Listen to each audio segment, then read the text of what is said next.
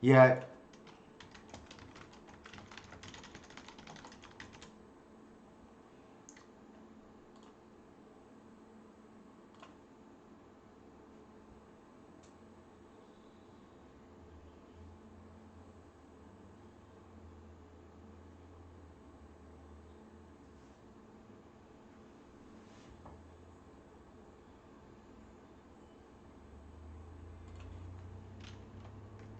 yeah. I had. Sorry about that. I don't know why the stream died right now.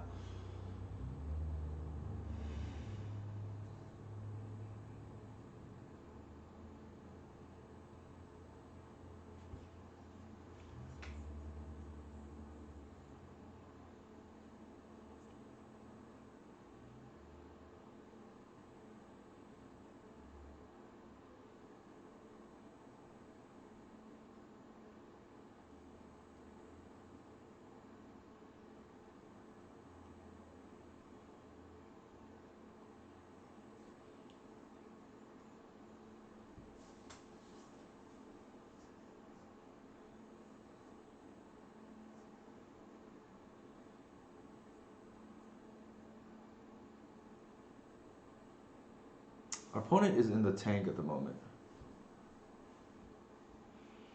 Probably debating whether to force the glimpse or not.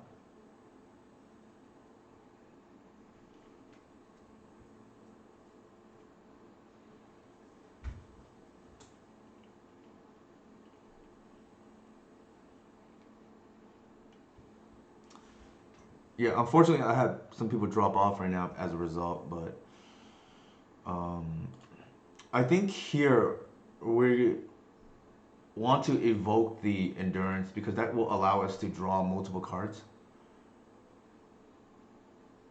It nets us at least two draws off the glimpse while shrinking their DRC and adds one more mana to Cradle, which could matter.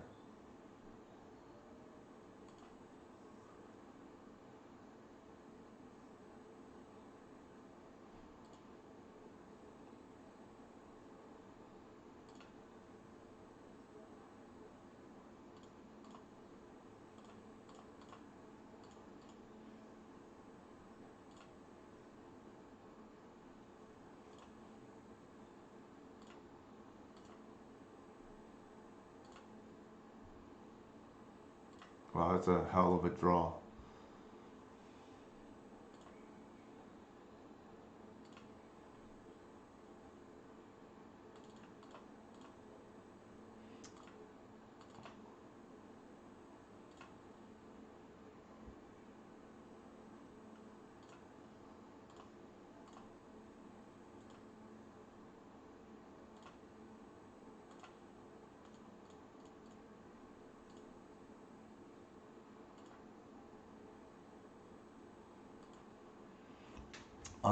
Let me see.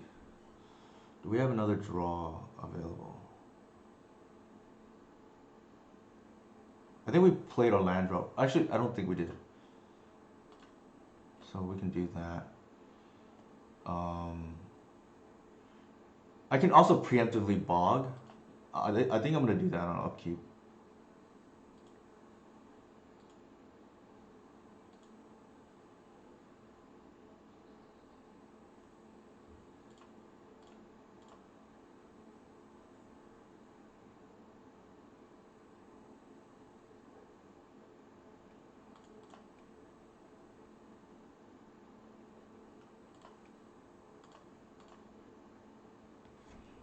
So,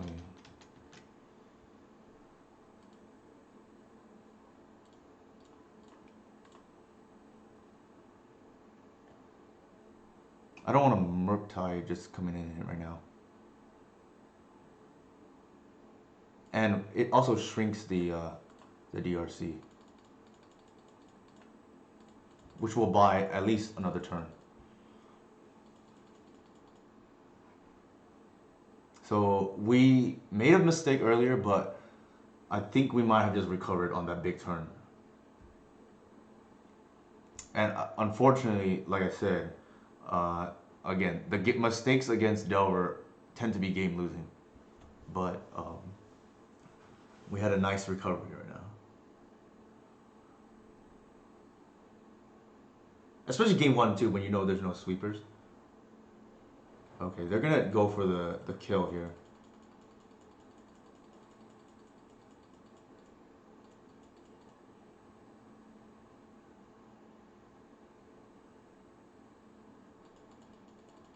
Yikes, that's really scary.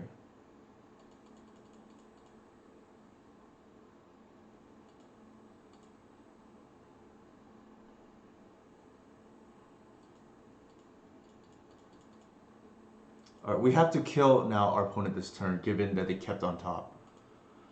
The good thing is, we are likely to do so.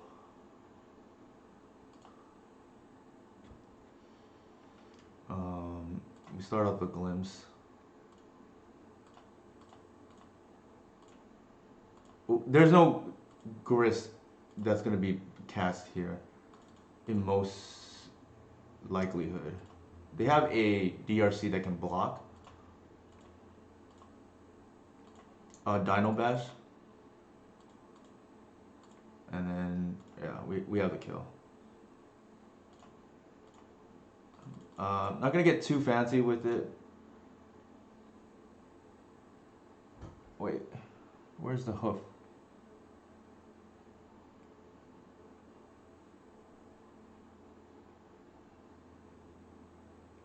Did I just, what? Oh, I pitched the hoof. That's what it was. Okay, that's reasonable too. I think given the situation, if they didn't concede, I get the Archon named instant. They used the one chain lightning already. Yeah, it's in the yard. So they use the one chain lightning already. And then what we're gonna do is name instant with Archon, Grist, tick down. No, we're not getting hacked. Hopefully not. But okay, we that was a good recovery.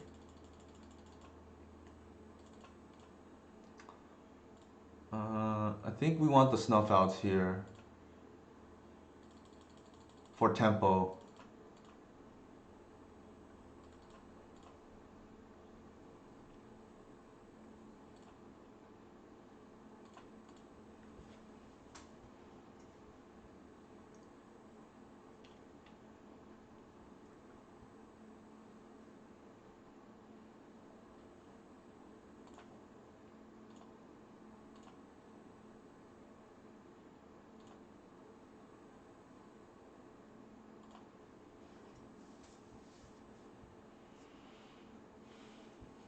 There's an argument to be made that we just keep in part of the natural order package as a way to kill, but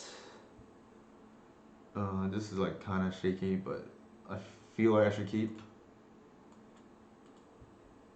If we hit lands here, it's a potentially really good draw.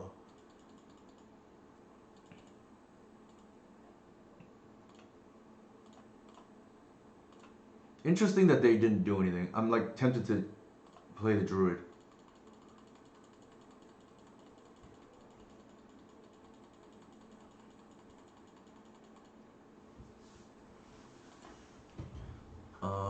Yeah, I kind of smell sweeper coming because they didn't play anything on turn one, and then didn't kill our creature, right? Like it feels like there's a end of festivities on the other side. Maybe they're holding Bolt in case I play turn one Reclaimer too.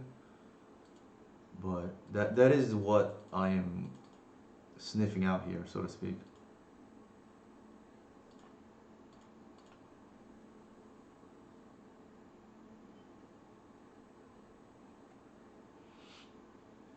There's an argument to be made for Druid into Endurance. The thing though is I suspect Sweeper, so I'm gonna sequence it differently.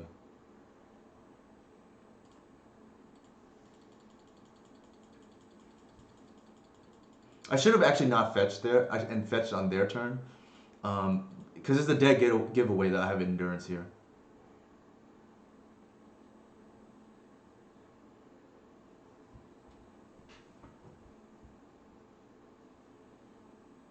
Iteration, sure. it kind of was a giveaway as well if I didn't fetch, but there's a chance that I just get Arbor into Once Upon a Time, but that's kind of a greedy play.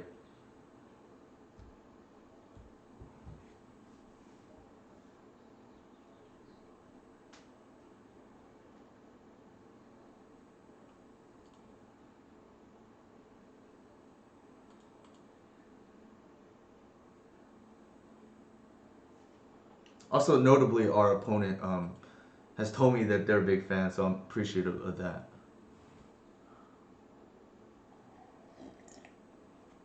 I'm gonna stretch a little bit because my neck's starting to hurt.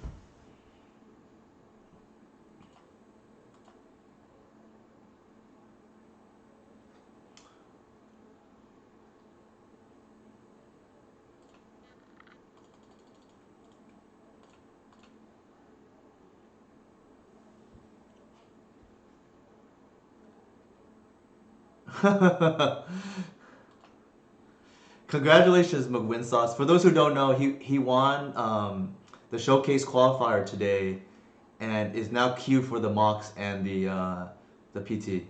So big congratulations to Tom. I think here we have to slam the glimpse of nature, right? Shifting Ceratops. There you go. Um, Notably, also, Tom is also the first person since me to essentially qualify via the last chance qualifier into winning the entire thing. So that's pretty awesome to see.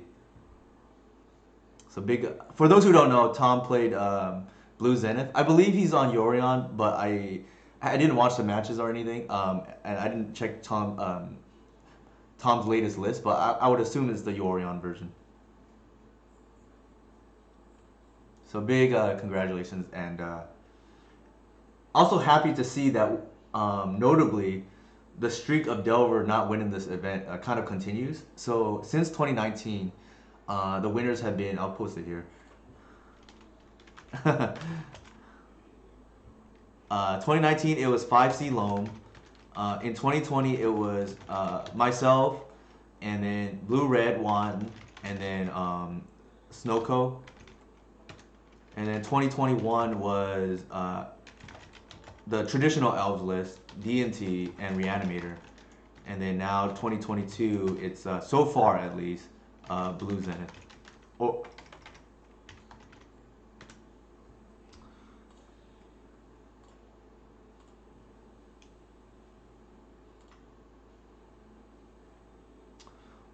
I think, given this hand, I'm gonna pitch the endurance for mana. Thank you for the follow, Morrison 20.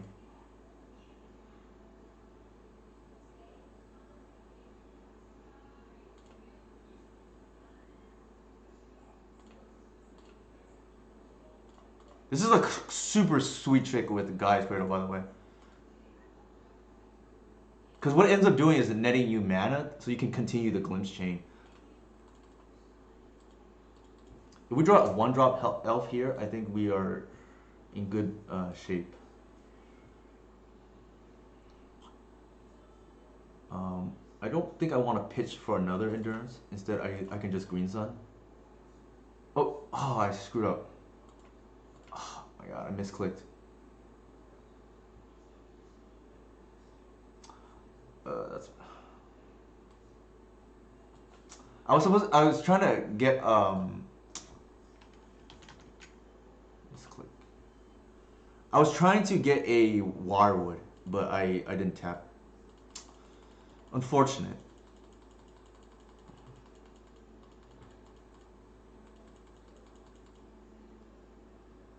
So there's the end of festivities. We were, this is like really backbreaking because we essentially lose 2 cards as a result, right? The card we would have drawn, and then bouncing the Visionary, right?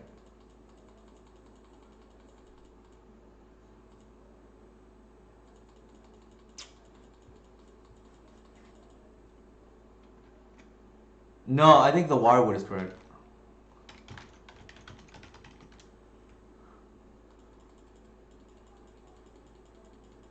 Right, because with the wirewood you get the draw too, right?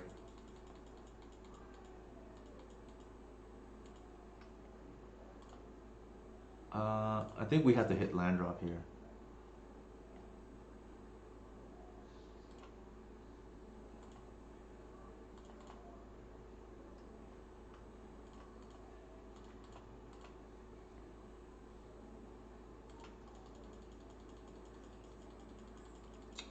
Yeah, so we cost ourselves 2 cards there. Probably game losing misclick, to be honest.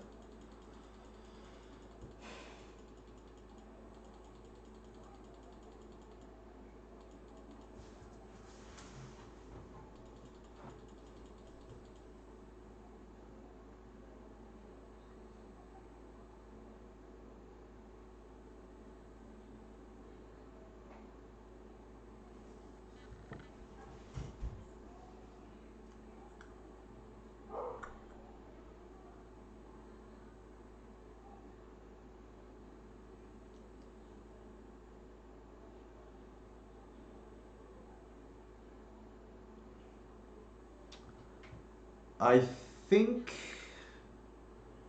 yeah, I probably feel really good about this game if not for the misclick because, um, first of all, we get the visionary back and we get the extra draw. And especially with the double endurance, I think we're probably in very good shape otherwise. But now it's a little bit dicey because probably one of those two land cards, either the visionary or the extra draw, will be another land, so we can comfortably cast another endurance. But here, like, we either have to cast into days or we get wasteland here, right?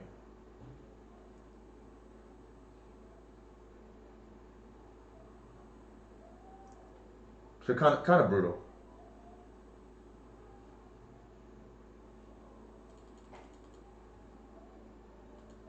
The thing is like, oops, the misplays, or in this case misclick, tend to be game losing.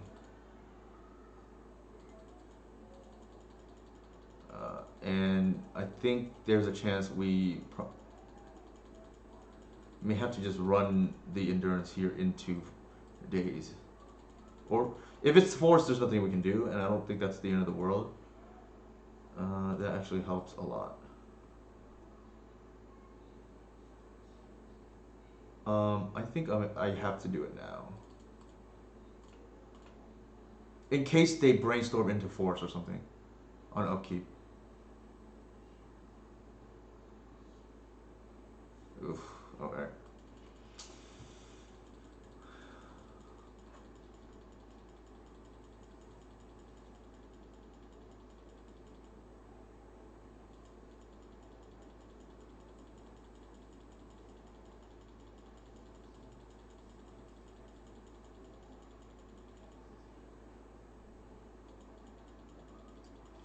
So there's the days.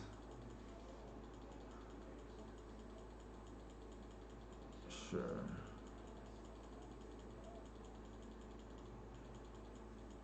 We're gonna have to block the first Delver here. Ooh, the snuff out is notably awkward.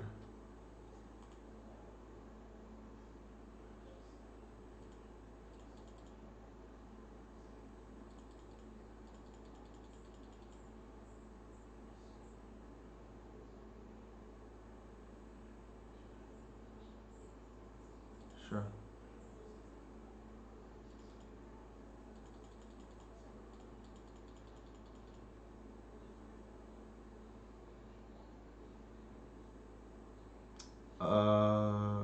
I think we lost now.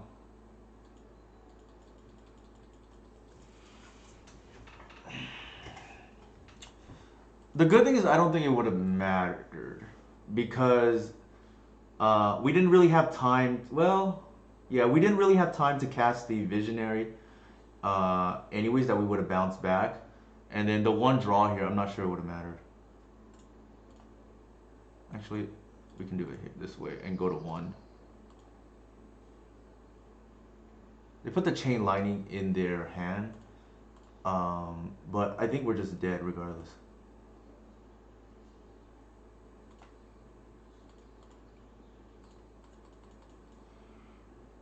Yeah, we would be one deeper. Well, possibly two, right? Because we could cast a visionary too that one turn. Um, hard to say what it would have been. I think now we're just dead, right, to the chain lightning. I guess we can see the next few cards, right, off the ones, and see what it would have been. None of these would have helped. I think we probably would be dead anyways.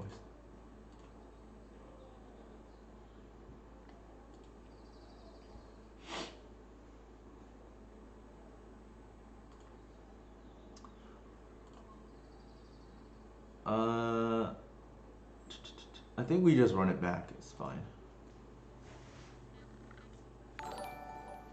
Notably, though, the snuff out. If they were natural order instead, like two natural orders and a hoof, that might have helped. Thank you for the follow, Lawrence.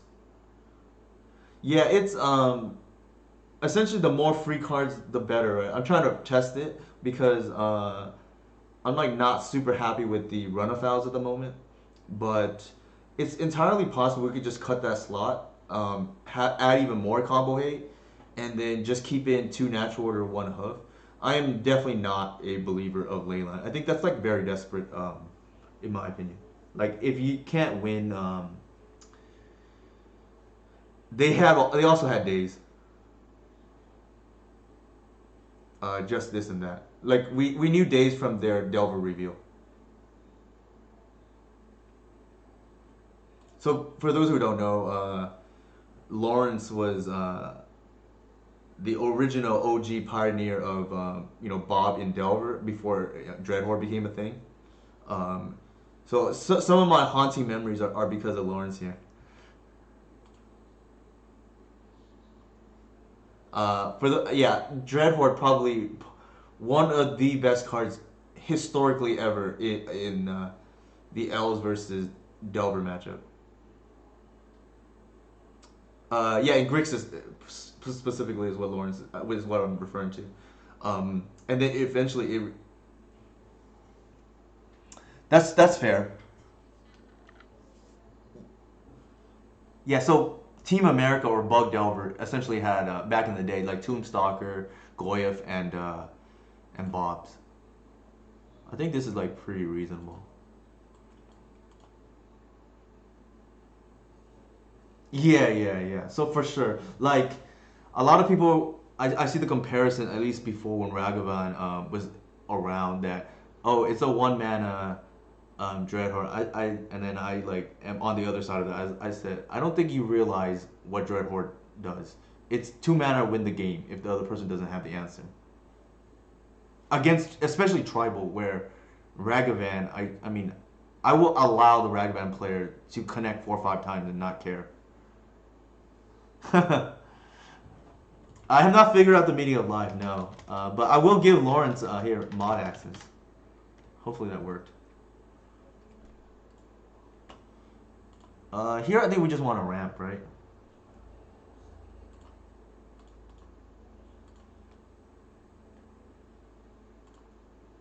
We kind of knew they had the end of festivities. It's just like we didn't really have a hand that could play around that there.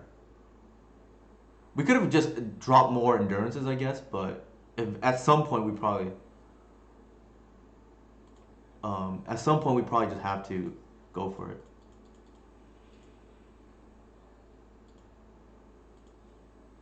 I think here I don't want to run the Visionary into a daze. As a general rule of thumb, the Visionary and the Endurances are what you don't want to play into daze.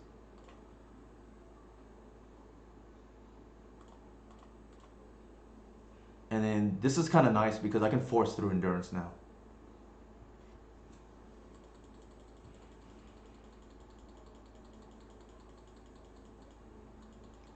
And if you're unsure when to fetch for Arbor in this matchup, as a rule of thumb, just don't. If you're not sure whether that's the correct play or not.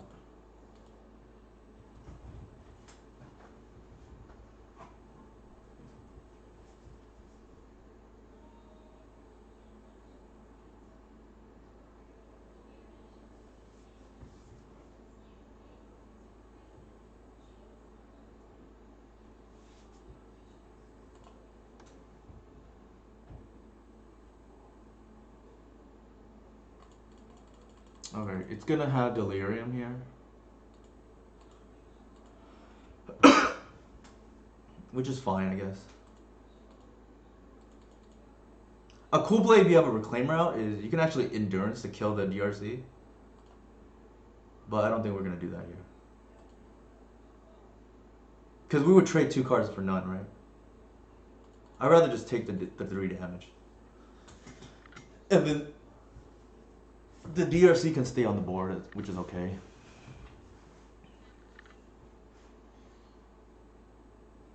We have a total of 4 or 5 mana, so next turn.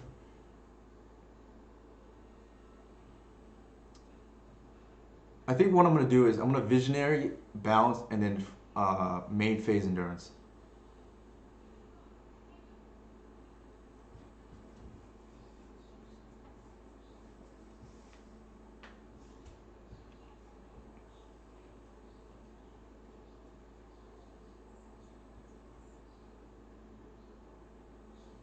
Ideally, the Visionary draws us a Cradle.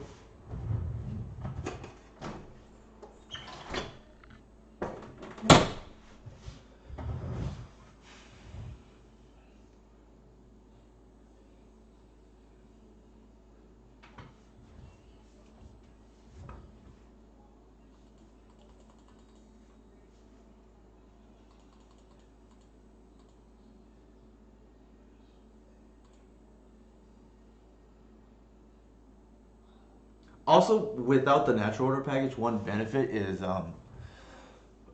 being able to attack first before playing some of your spells in some situations.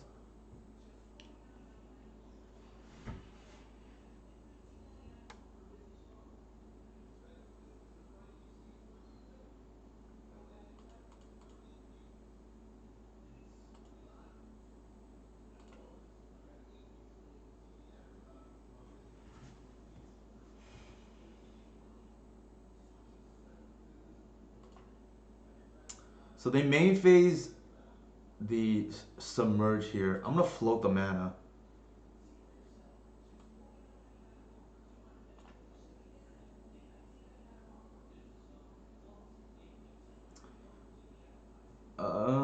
I think before they draw and potentially do something else, I'm gonna go ahead and cast this.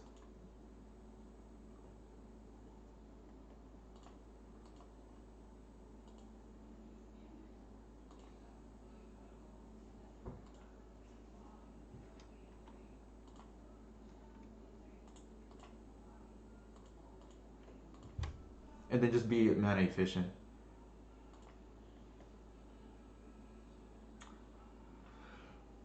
There's a debate whether to play the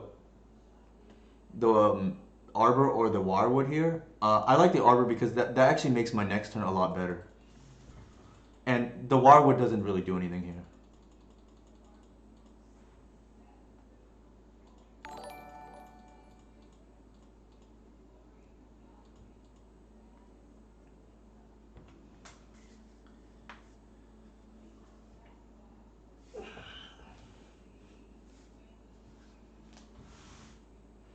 Thank you for the follow. Forget this full name is what I think I saw.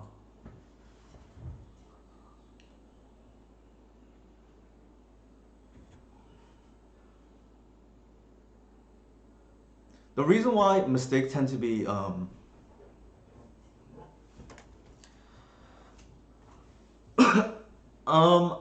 I don't think so, Lawrence. There, the only reason being is the sweeper can also nab the arbor, right? Like you would save the submerge for the endurance. Thank you. We just finished up a review of somebody else who played in the challenges Saturday, but so far 0-0 in this league, first match.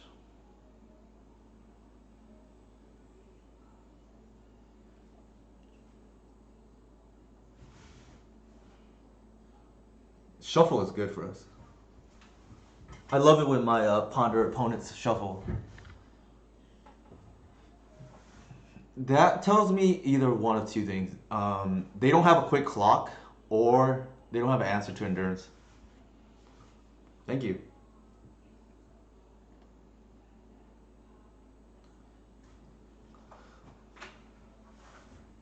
The shepherd is scary for them too.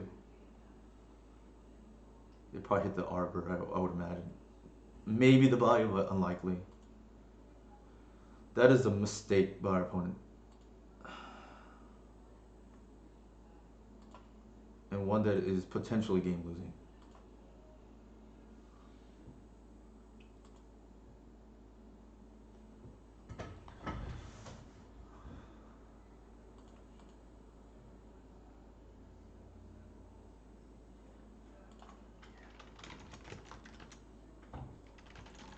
Our opponent realized it too. I mean, it's kind of obvious that you wasteland on your second main phase. We don't have the mana yet, so I'm just gonna play the visionary. I don't want to glimpse right now for like no value essentially.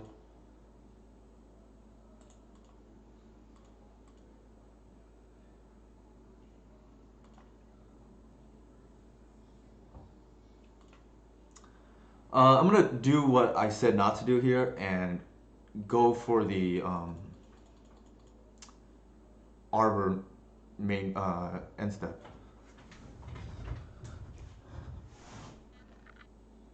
The logic is they have already premium targets for removal.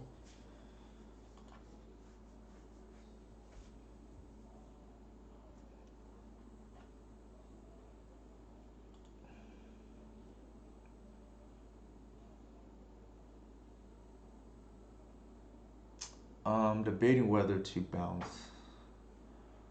Probably.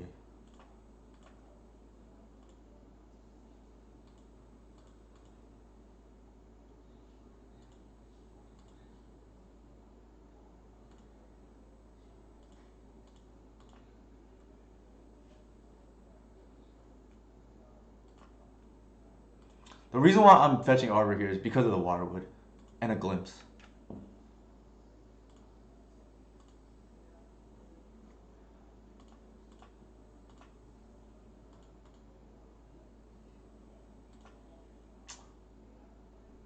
Small misplay by me there.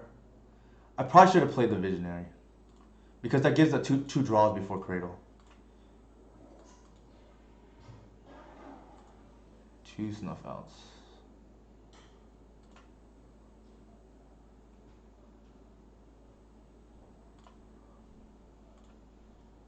Actually, hold on.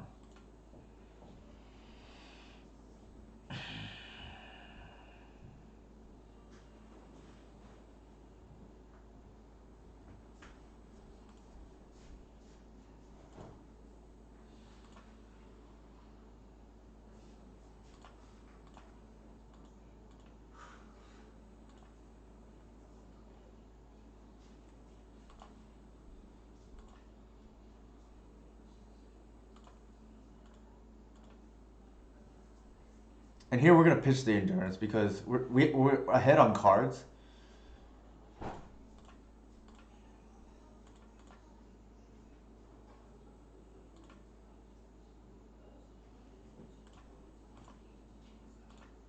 Did we play land yet?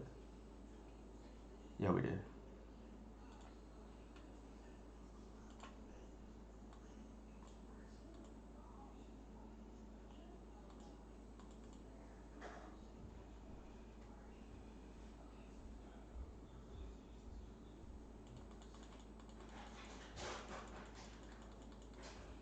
They've probably been, I would imagine, but I don't think we care because we have the bog in hand.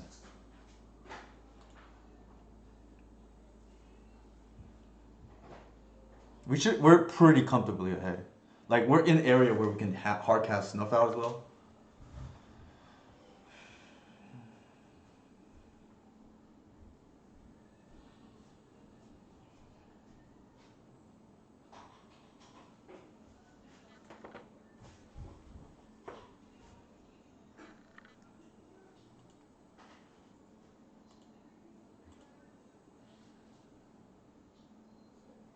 Yeah, so they learned from their lesson, right? They got to do it in second main.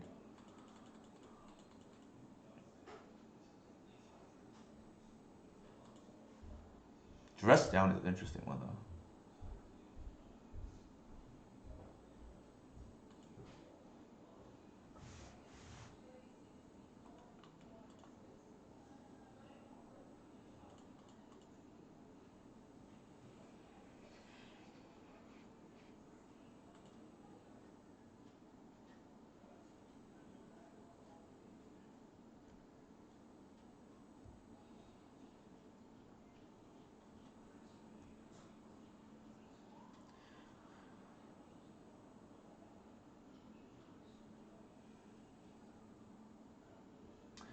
I'm gonna snuff out their DRC. If they take the bait and force it, I'm gonna bog them.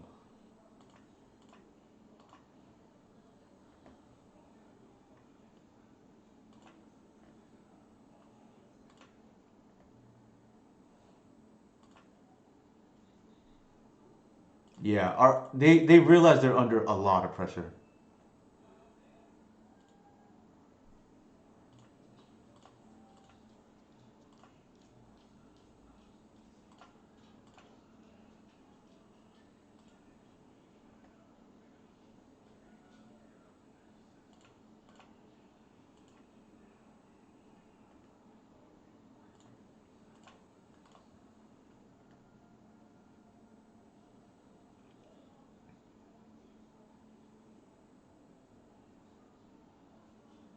Like I'm committed to the bog already.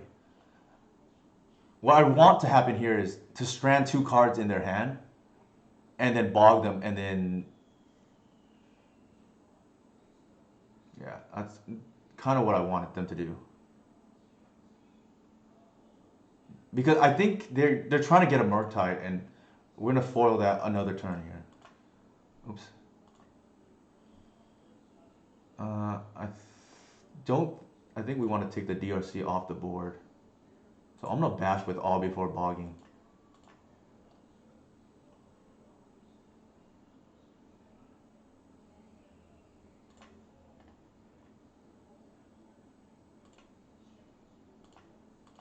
And it should be game. Yeah, my guess is they have Murktide in hand.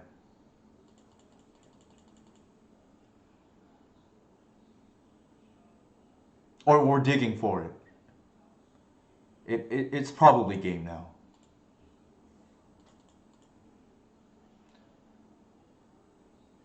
Because they have to find end of festivities into exactly bolt the endurance.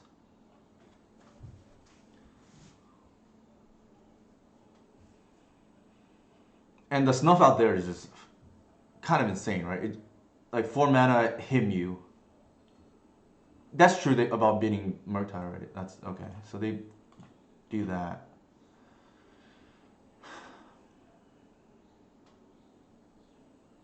Sure. And they have to bolt this now or submerge it. Yeah.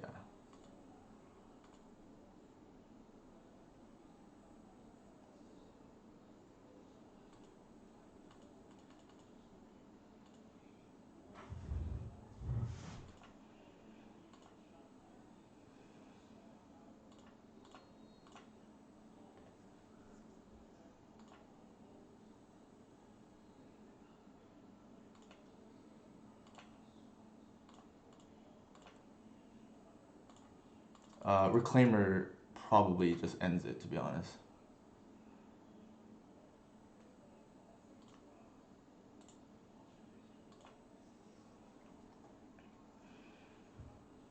I don't know, maybe.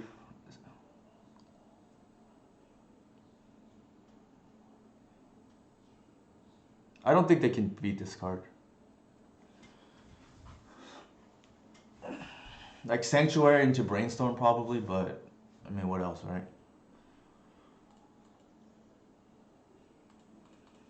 And then even then, like it had to be iteration into Murktide because we had the snuff out.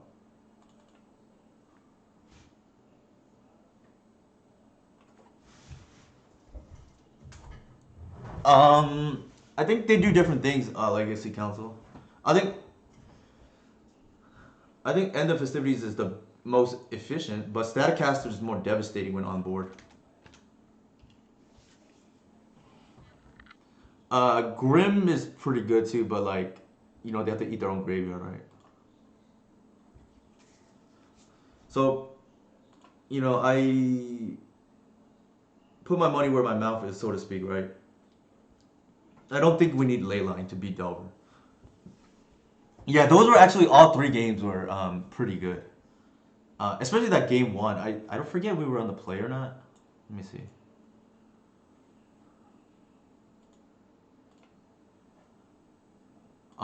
Where we were on the play, so we're a little bit lucky, I guess, to be on the play. But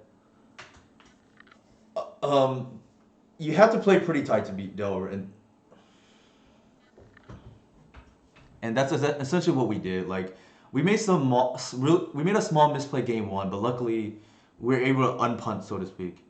I think we misclicked game two, but we probably would lose that anyways, given the sequence of draws that were coming up. Game three, I think we played that really well.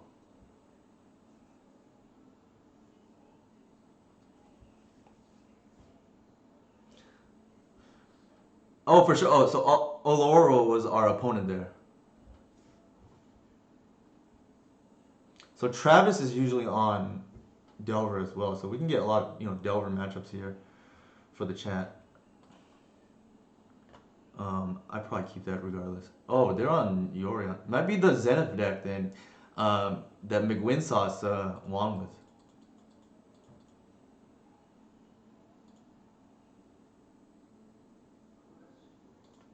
Yeah, I think it is. It's a green sun mirror,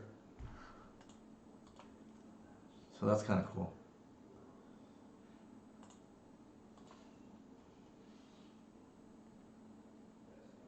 I think the visionary. We just want spells, right? Or velocity. I believe so too. Legacy Council.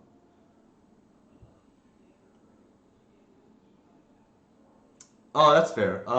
Yeah, I think overall, you were put into some tough spots. Like you have to guess, like if I was bluffing with a glimpse or not, and then I think I think you definitely played at least okay.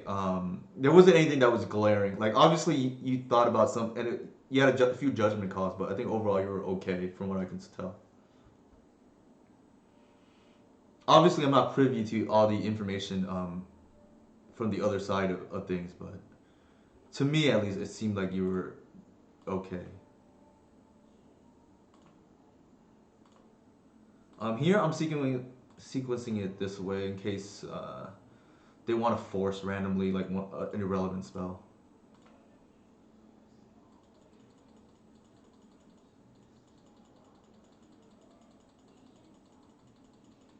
The sequence I did there right now tends to be the correct sequencing in most cases when playing against removal deck. You, the reasoning is heritage is the weakest in terms of like or hardest to unlock. So if they have removal, you want them to remove the heritage, right?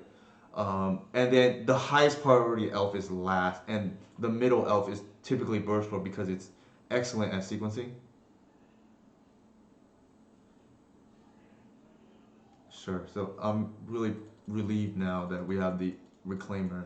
Hopefully they don't have like I don't want to jinx it, but land into swords or something ridiculous like that.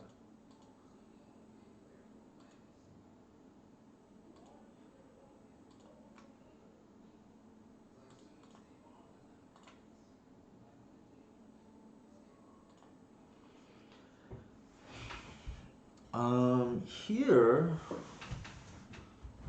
is interesting because if we natural order but miss, we get super punished. So if we get natural order into but get force, we get super punished. So I think I'm going to take the safe play and just go once and see what we draw.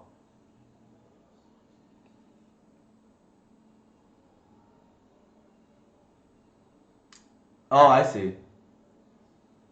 So there's the force and negation.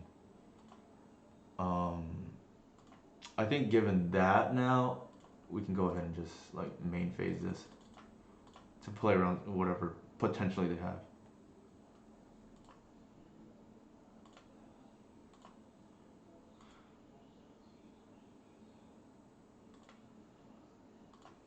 Was this game one or game three, Oloro?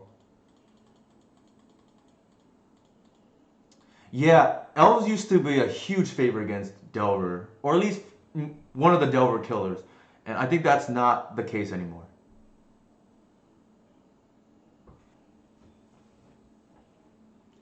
Yeah, I felt like you definitely gave me a window there, game one, and I felt like probably should have been dead, but sometimes that does happen.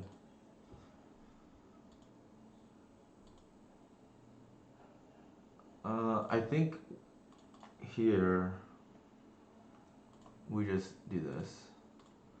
If they have another force, I want to save this for a glimpse, but they don't.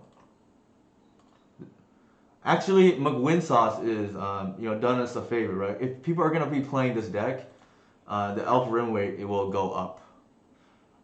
There's gonna be more combo, but I think Elves is actually well suited to be combo, despite its so Legacy in 2020. Sorry, Legacy in 2022 is very different than Legacy in like 2019 or whatever it was. Namely, DNT and the green decks now suddenly beat Reanimator. That was not the case before. Elves and is no longer favored against for most people against Delver. So I like to joke that Elves is a new Doomsday where most players can beat most things besides Delver.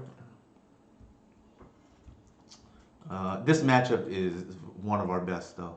It kind of stopped seeing play because it has the issue of only one person is like really pioneering it, namely Tom McWinsauce. Um, so kind of like us, where like after when I took a break from this deck to prepare for modern, like people just stop playing because they just think, oh, nobody's working on the deck. There's no person to turn to, so to speak. So I think with this deck winning again, it's probably gonna see a lot more play. Karak is obviously being good here against the Euro Piles. Um, I think they should be probably on black. I don't know Tom's list, but as a general rule of thumb, I assume that they have Plague Engineer. So I'm just gonna board in Thoughtseize. Thoughtseize is not so great though against Leo, but you just hope to Thoughtseize their Leo away, right? Bog is like reasonable.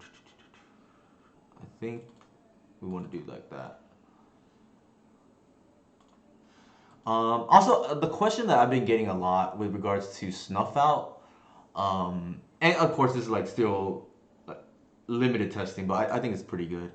But the question I get a lot is, oh, is it because Plague Engineer is not common? It actually has nothing to do with Plague Engineer. Like the matchups where you play against Plague Engineer are really Thoughtseize matchups, anyways, not removal matchups.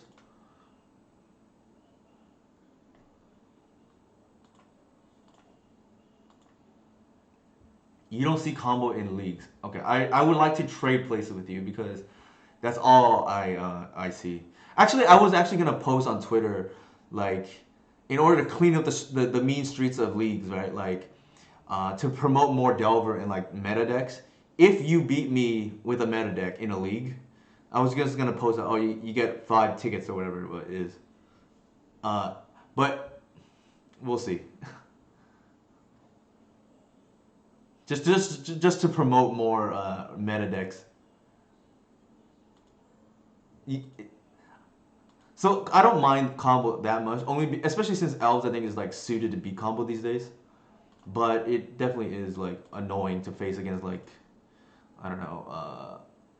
I used to run into Iron Claw 2016 all the time, a noted Belcher player, and it's not a good matchup. It's also not really fun gameplay.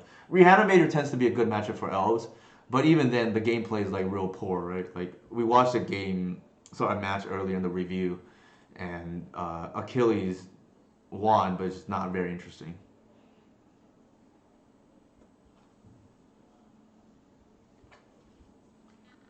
Yeah, High Tide. There's like a few dedicated pilots. I know Marcus. I would like to respond as one of them. Reanimator, I think, used to be really popular.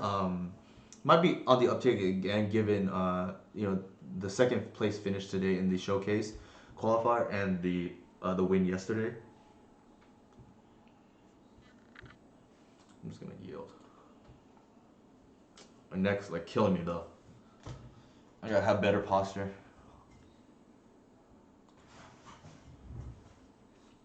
All right. I think we have to fire off a glimpse here, and just dig for lands.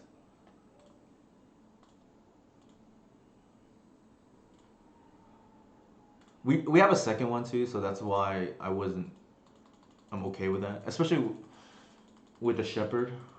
I think I'll just yield again. They moved to 5, so.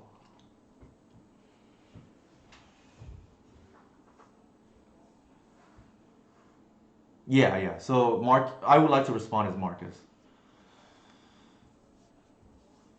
I'm hoping our opponent here just taps out. Like I think the thing I'm most afraid of here is like a Leo. Jeez, Pyro main deck, what a world.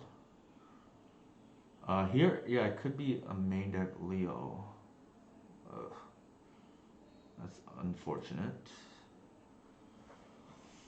Hmm.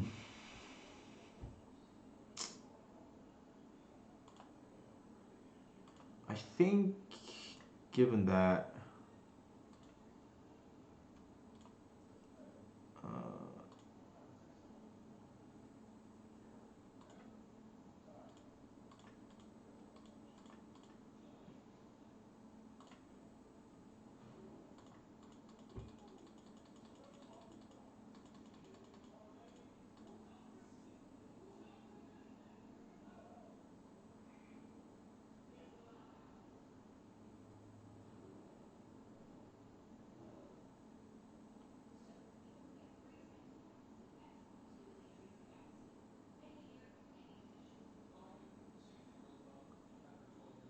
Open Myth. Wow, okay, I was not expecting that.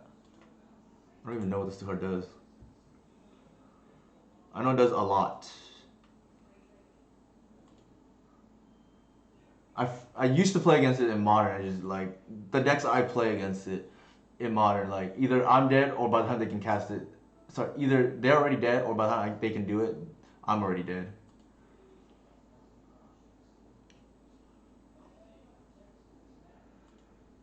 Yikes. Okay. Really need that natural order here.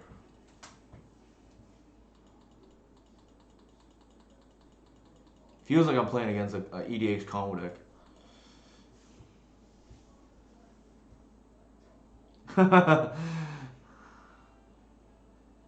People like the newest thing, Jeff.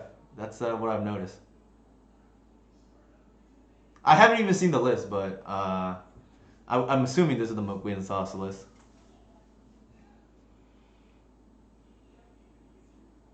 Sure.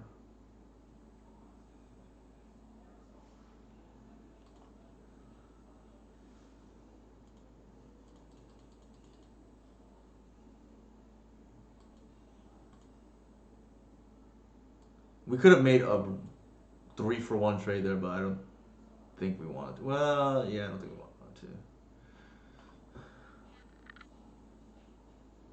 Actually, it might have been worth it, to be honest. We bounced the visionary and triple block the Leo.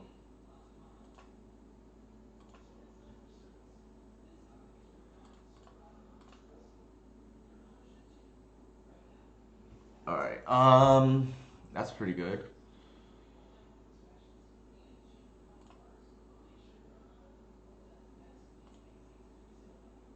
So if I do it like that'd be 6 mana.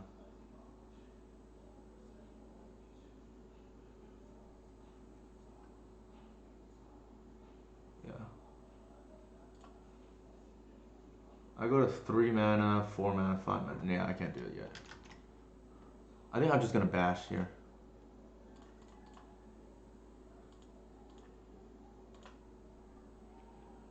And threaten lethal on the next turn.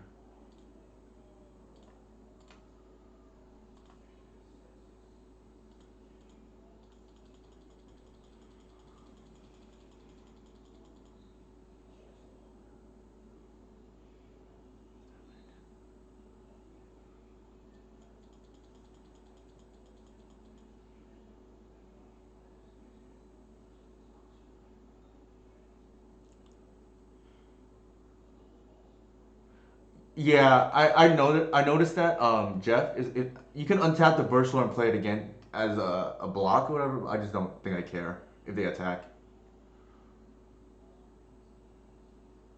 But you're 100% right. I just didn't care to do it. So what Jeff is referring to is after the attack, I could have just bounced my Arbor with by returning either the burst lore or the shepherd and then replay it. Is what Jeff is referring to.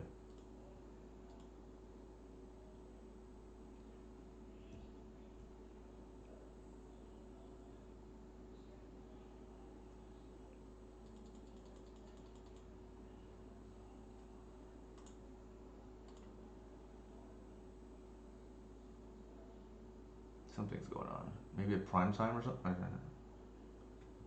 Yori. Okay, so they're gonna Yori on probably like flicker their Ice Fang and their I don't know Oat Myth or something. Oh my god, that's annoying.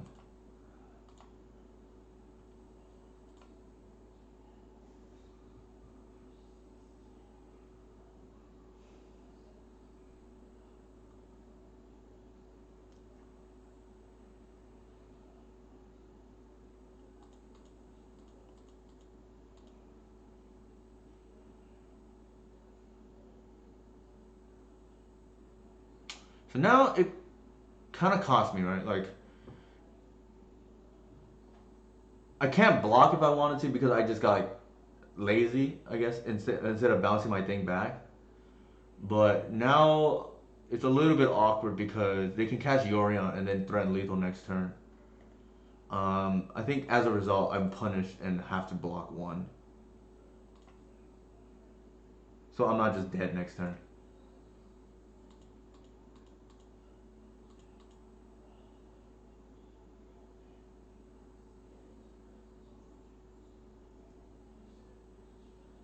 And they're gonna just undo all their stuff, right?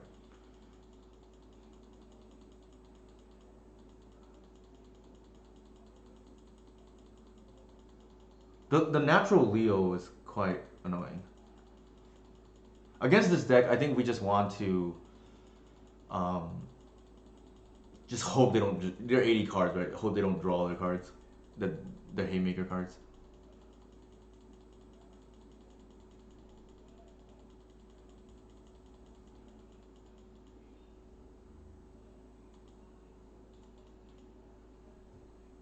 Ugh, late. Yeah.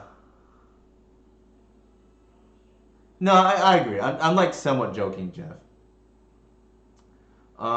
I'm not. Yeah. So in case my sarcasm wasn't going through that, I'm like half joking.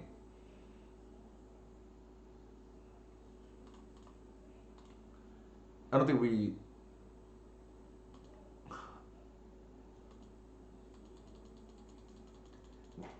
we're probably gonna lose this game here, and then we're gonna go to three.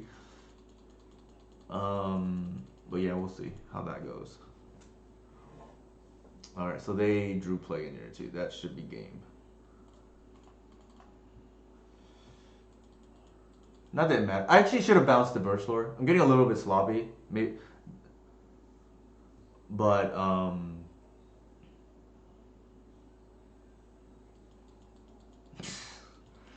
I'm getting a little bit sloppy. But I think the one decision point that we could have made was triple blocking the lead load. That might have been actually worth it, given the glimpse and the visionary in hand. Um,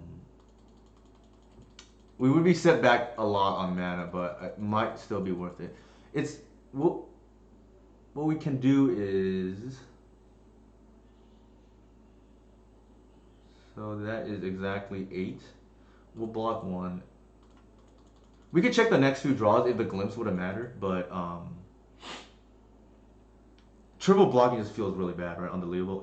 It probably would have been correct there, but it is what it is.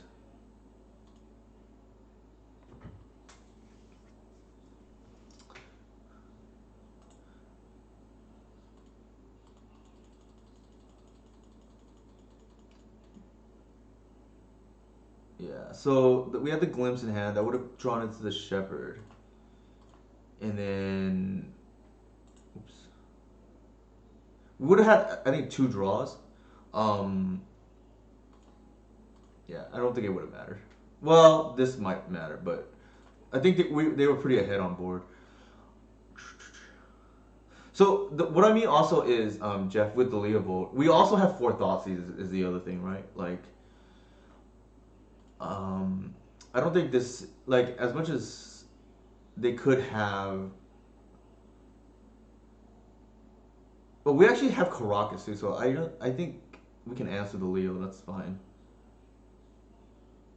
Yeah, I think this is like reasonable how we board it.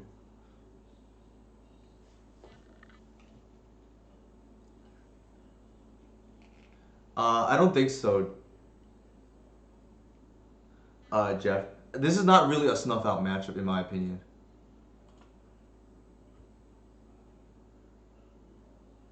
Uh, yes and no. Keep agonized coma.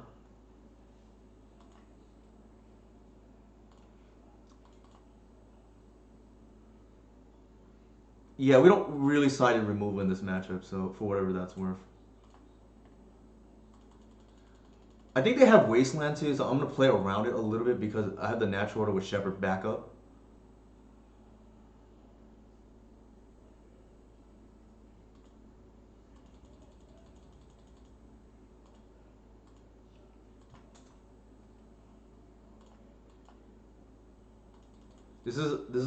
We're on the natural order game, the Progenitus game planning here.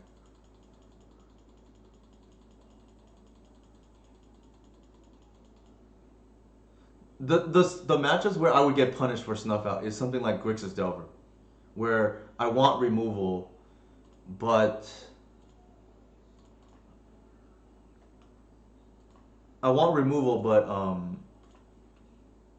I can't hit whatever. Right? Ooh, this is like insane now.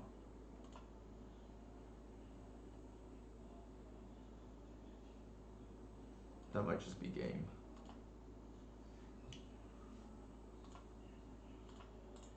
Yeah, so Grixis Delver, where like we want to board and removal, and then we can't hit their Plague Engineer, is like one of the examples.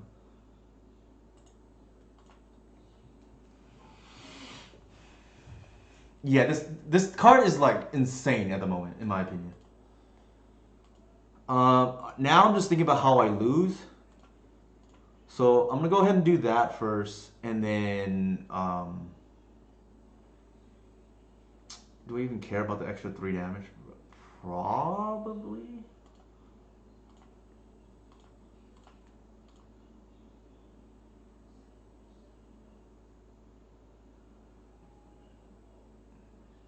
Like I don't want them to just try to like gain life out, like things like that. So this puts them to 3, and then yeah, I've had people try to do that. It's like worked once against me, but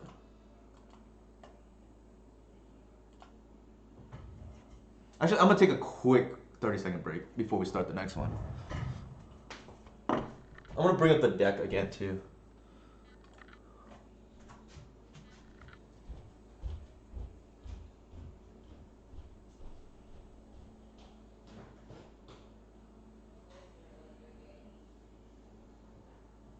Who's winning? Wow. Who made it? Tatum? Wow. How did the other people play? Brown, Durant, Kyrie went off. Which game is going on now? Oh, is it a massacre? Bucks destroying them, right? Yeah, that's. This is a matchup I thought would be really lopsided.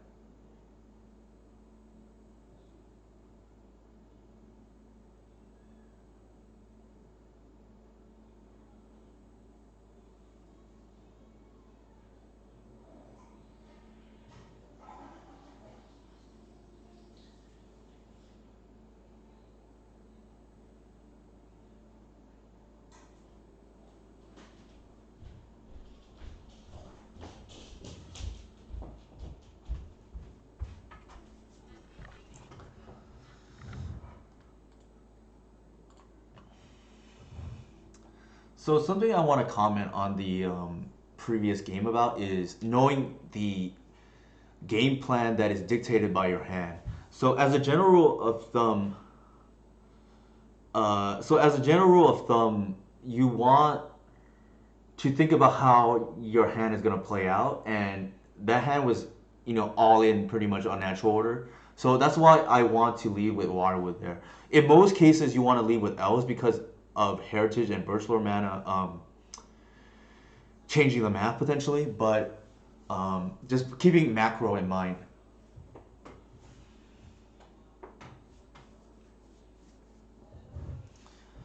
Yeah, Ceratops is pretty sweet. I did not realize that they that Tom literally played that card today.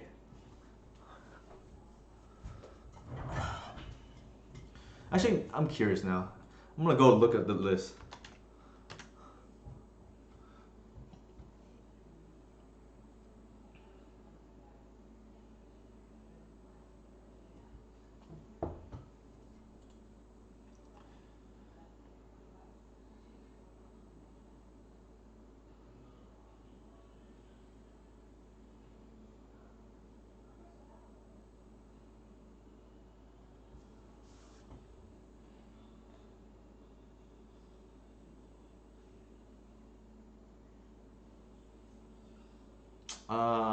Where is Ceratops? I do not see that.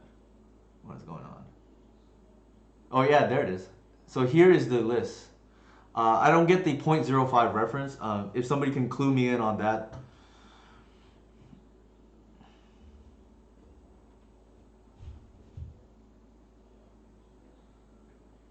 Pro green.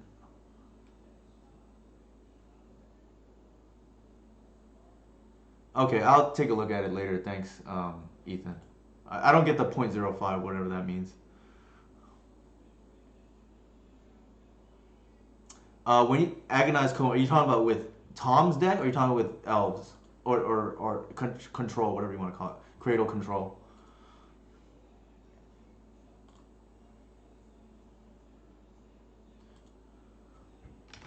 I don't even remember what shifting. I just know it has like random text.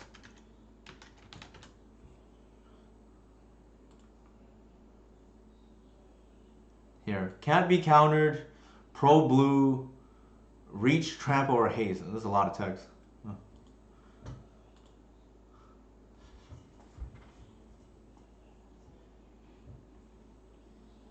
Playing against Bon Jarber. Keep.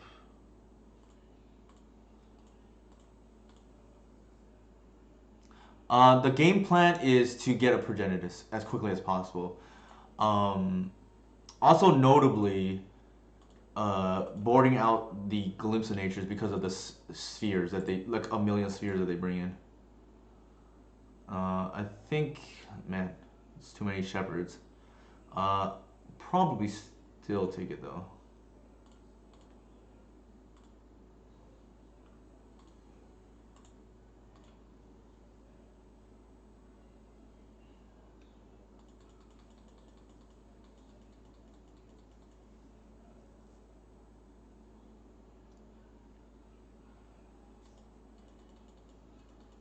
Spider's pretty good too. I haven't played it, but I know Leabai has in the past. Volcanic Arc Mox. I don't know what's going on here. I feel like I'm gonna get comboed.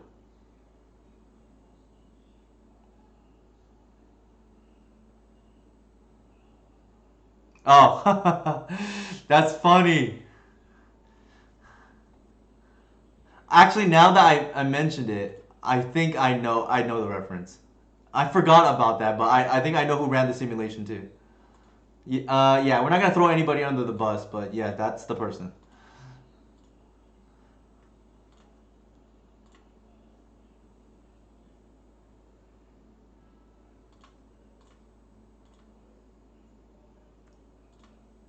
I am. It feels like some kind of combo deck. I don't know what they're on. I can't assume, but my guess is they are on combo. Got a nice ancestral recall at least here.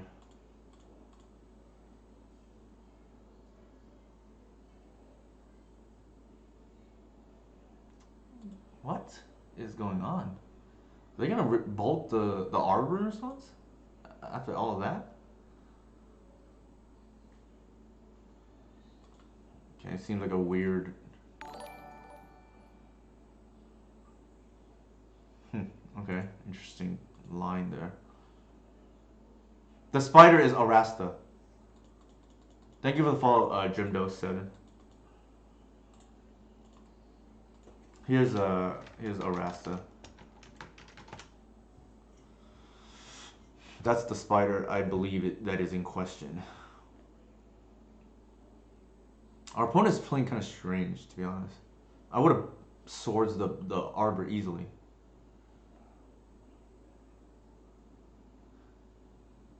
They might no. I'm gonna go triple Shepherd here.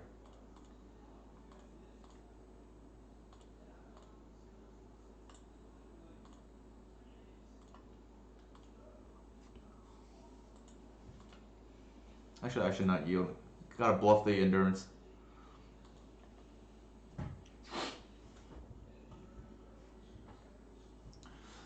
I have thought about playing the spider myself. I just didn't think it was necessary. It just seems a little slow. Shifting Ceratops seems kind of reasonable. Maybe still not what I want though in elves. They're both like reasonable. Like if you want a higher drop like in game. The one issue I noticed with some elf players is they don't have an end game at the moment, and that's kind of rough. Like they don't know how to finish the game against Delver once they get into the mid game. Whereas before it was like get a scavenge ooze and grow it to 10-10 or whatever, and then that wins the game. There's no defined game plan now with my boarding strategy, aside from getting a grist when the board is empty. Sure. Did they just tap out? Are they just dead? No. Now they are though.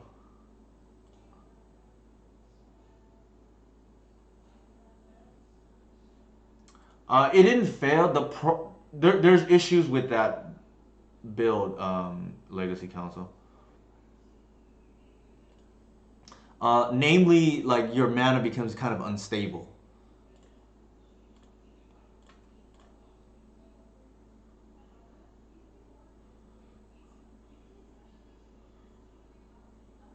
So it's got to be Stifle, or they lose.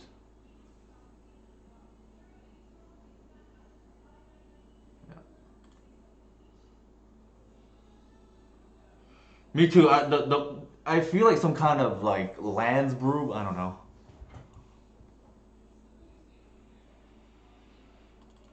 Feels like a Progenitus matchup. Mox Diamond Loam. Potentially an endurance matchup. Uh, what did they even do? They brainstormed. They cast swords. I feel like they are some kind of like bat red or expressive iteration kind of pile. This probably seems reasonable. Debatable about the Caracas. Maybe not at the moment. We don't know for sure they have Uro. We didn't see green, right? Presumably they have. Well, actually, we did see green. So probably do want the Caracas. And do it this way. This also hedges against like these sweepers. Like post board, I'm not. I don't really lose to plague engineer or -1/-1 effects or and unless they're out of like a really fast deck.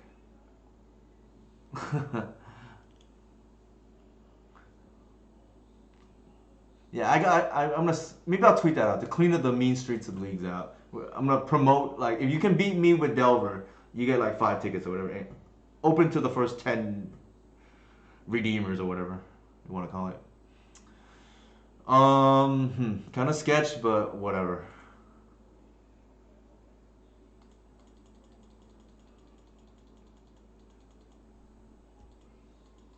The nice thing is endurance pitches the Progenitus if I needed to.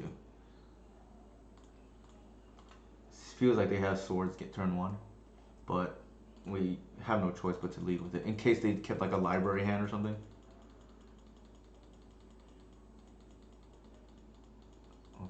nice. They don't have it.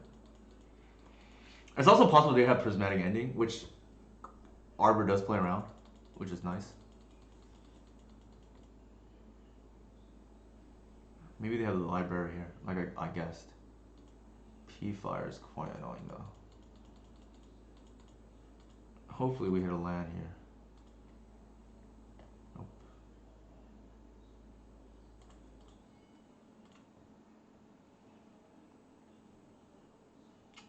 I don't know what that means, Ethan. I don't know what a Haribo is, and I don't know what is Blue Gummy Bear Party. Actually, I know what Blue Gummy Bear Party Hats is, but oh.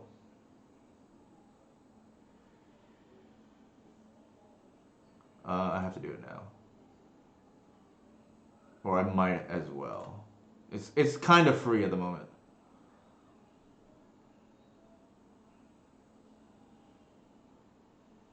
What the heck is going on?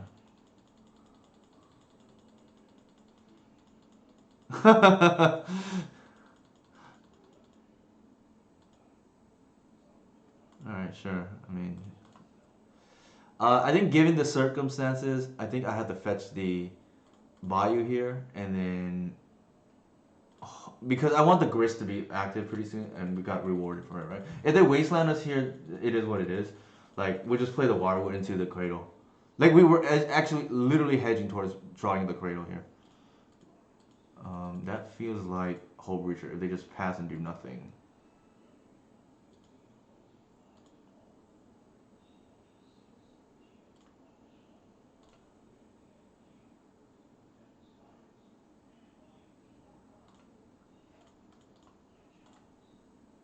A little bit dangerous by me actually to run out the Heritage, I mean the Wirewood, because if they Punishing Fire the Visionary, I can't cast the Grist. So in hindsight, maybe I should have just played the Grist and +1.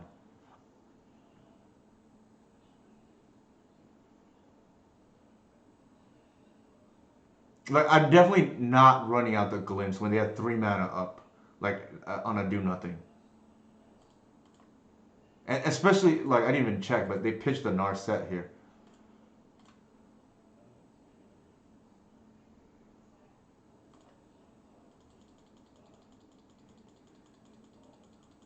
Snapcaster into Swords is like real bad for us too.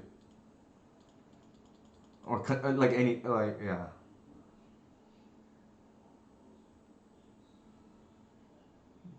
Probably the P-Fire, I would imagine. Like, we probably messed up their sequencing like by doing this. Sure. Yeah. I guess I will bounce.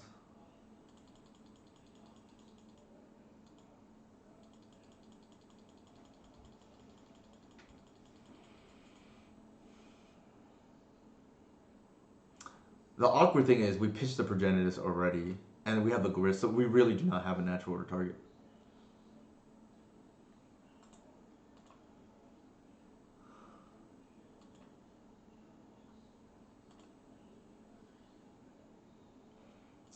Let me think how I want to do this. I'm going to cast the Visionary first and see if they respond with Hull Breacher. Okay, they don't have it.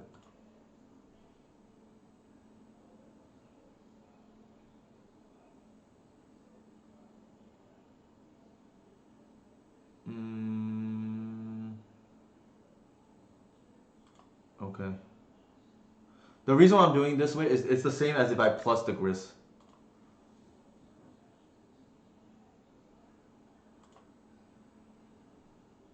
Oh yeah, and they can respond to you know.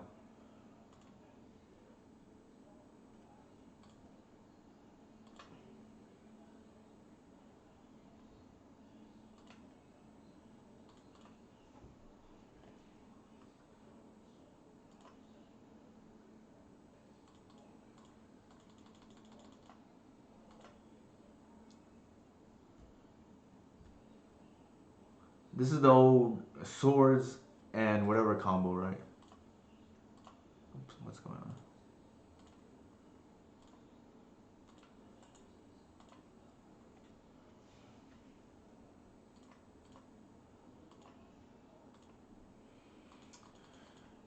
Narset's a good card. Would be a shame if you can't cast it with this mana base.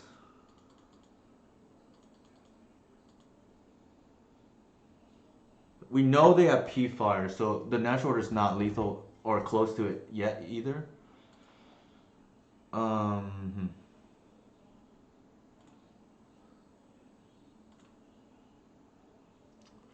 I feel like we have. Oh, that's really good. I feel like we just do it now.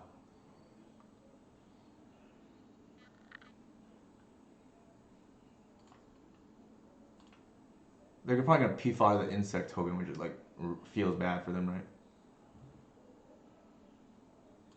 Okay.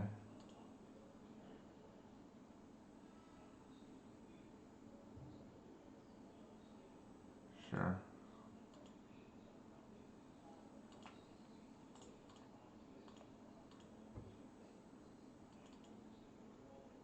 Was not expecting both, but I think that's okay.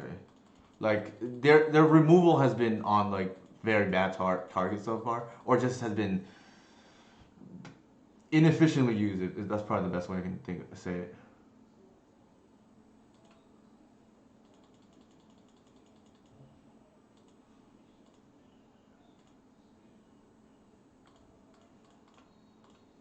Visionary. That's not bad.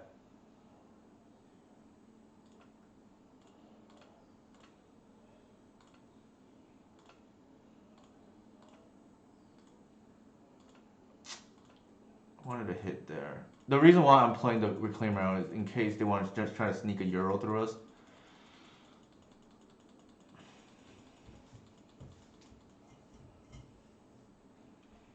I don't know how this deck ever beats combo though, but that's a different. I guess they have the combo probably, the whole breacher combo potentially.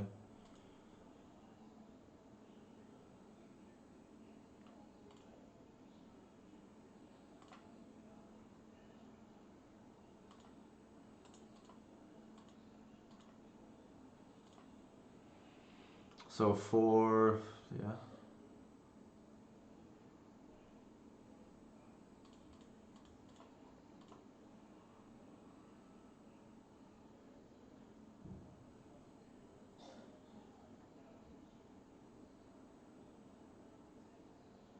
What the heck is going on? I did not expect that.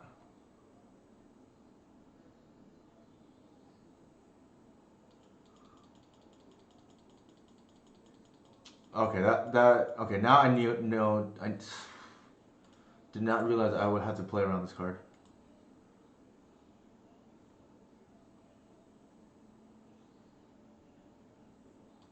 Interesting, but all right.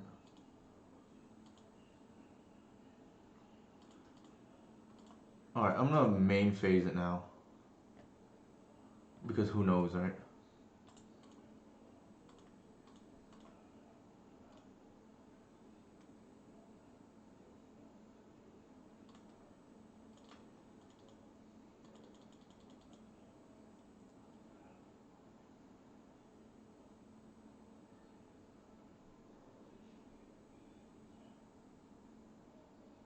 It's just like all removal dot deck.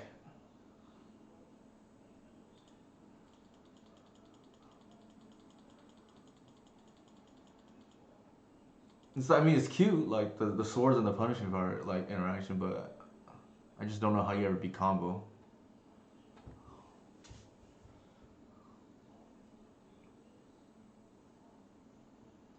All right, they just killed themselves by doing that. We have lethal on board.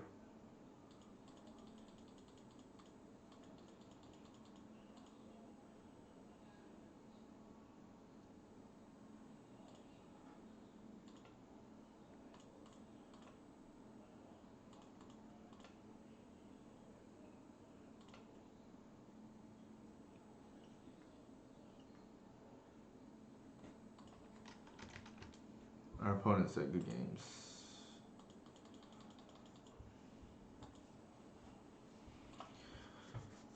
All right, 3-0.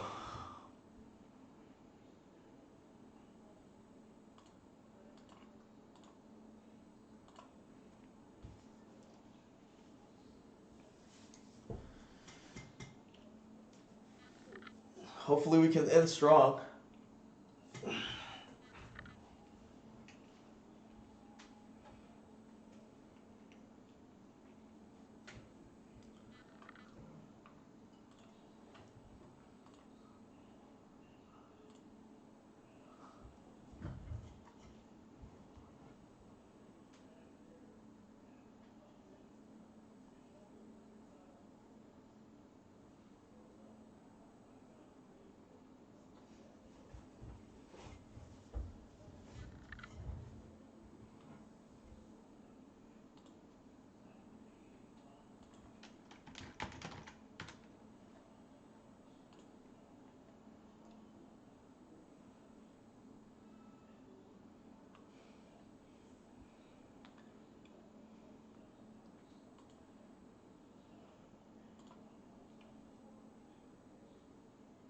It does. It's just like I just don't really understand a lot of the choices. Like is swords really necessary when you're running punishing fire? I guess they're cutting grove, but I mean, from what it seemed like, I didn't see any growth either game. It, like, I just don't know if it's worth all those colors. You could be doing better things, I think. Here's the list. Oh, we're starting the next one, but Steven MLP. Don't know who this is.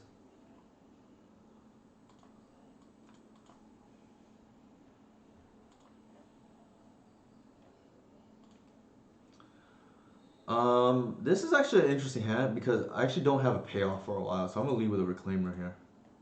Like, this is not really. This is more like a mulligan because I don't even have the Savannah.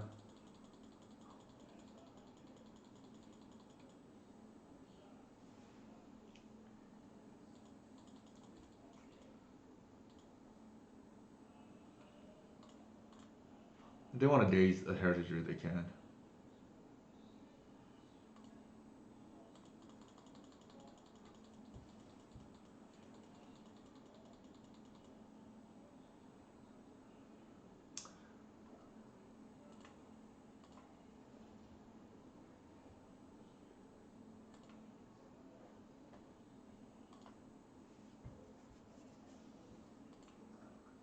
The reason why I did it this way is because I don't want to reveal that I can still have a reclaimer activation up, and I don't actually care about the druid.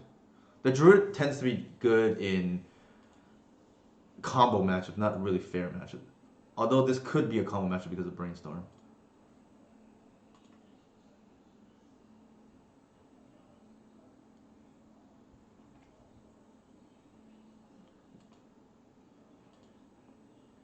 What is going on?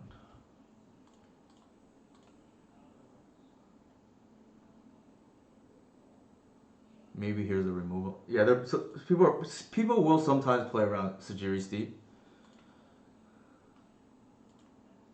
So that's probably what that is. I think here we slam a Gris. Actually, no.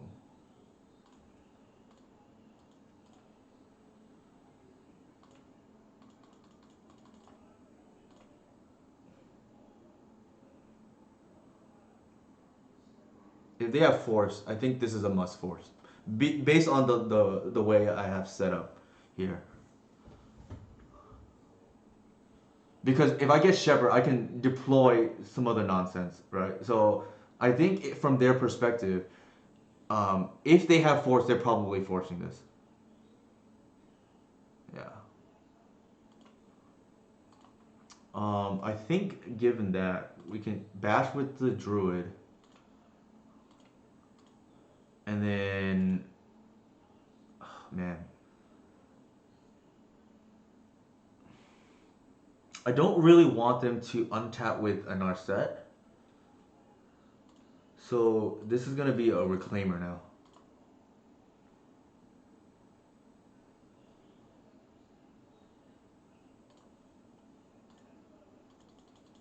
Like, if they, I don't want my opponent, which we smell whole, Day Breacher, to slam a Narset and not get punished for it.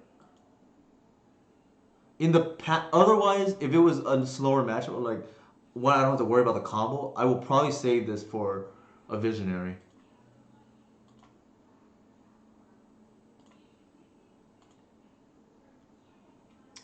Looks like it's gonna be a hull breacher instead. And they might have the combo, unfortunately. Okay, that's interesting.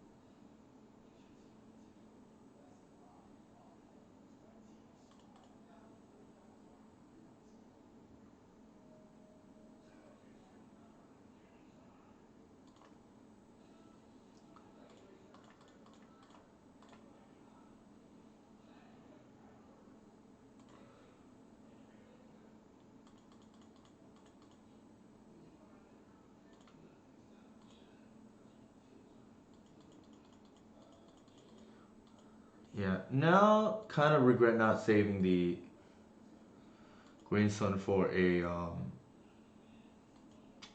Visionary. But that might make up for it.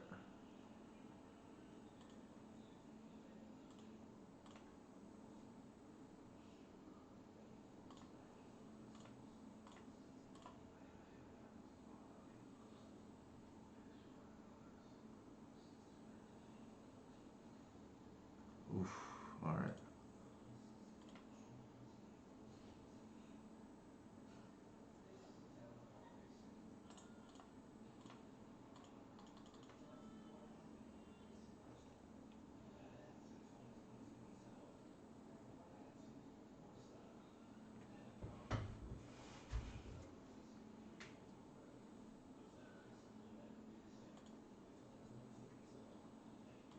This matchup game one is harder than most control decks because you can just like get comboed at any time.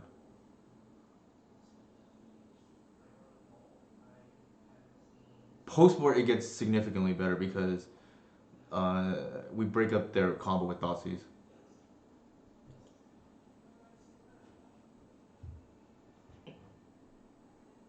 Oh my god, is it back to basics?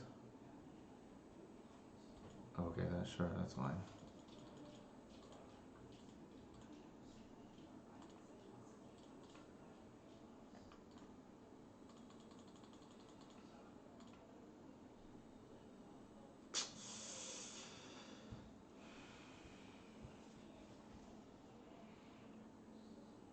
Uh, Let me think about that. No, because the reason being is if they have force, I want to be able to take the Teferi out through swords. Inigo was the reasoning.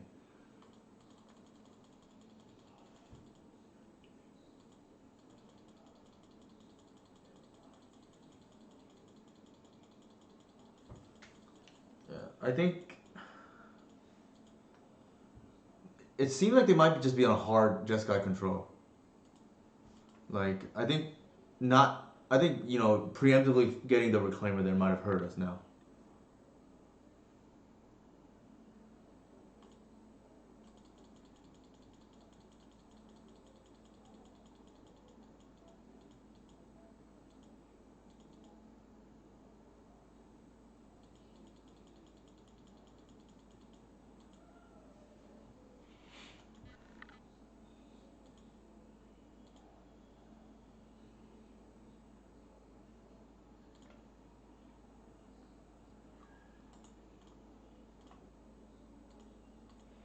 Interesting that they chose to attack there. I can't imagine that's right. Because what ends up happening is now the Narsec cannot tick down a second time. Like that's a straight up misplay from our opponent.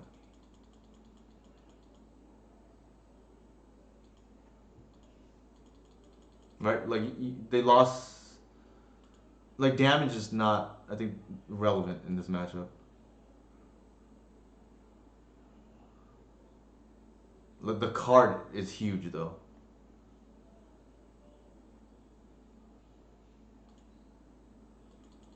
Especially when, yeah, you now that just put me out of, like, it's a 3 turn clock now instead of two.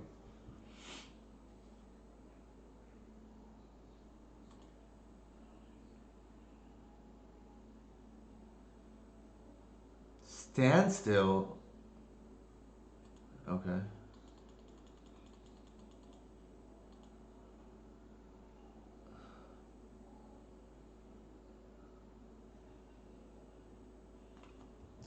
Ugh, I hate this.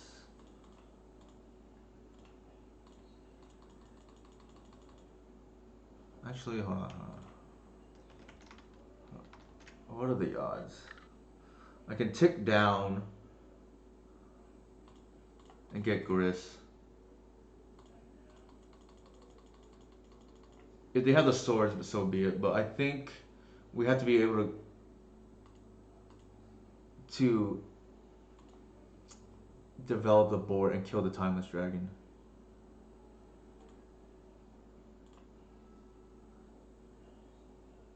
Actually, it's a little bit awkward. I should not have done that because I realize this thing's like has the eternal eyes or whatever.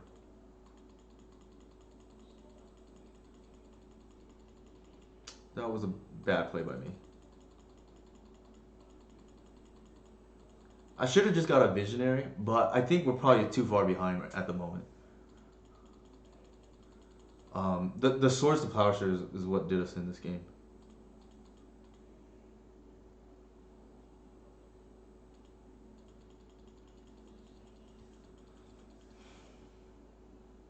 Jesus.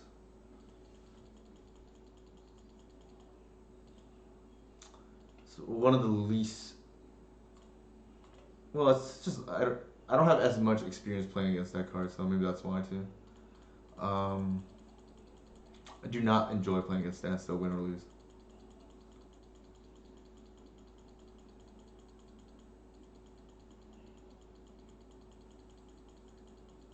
Although Baseju helps a lot now in that matchup.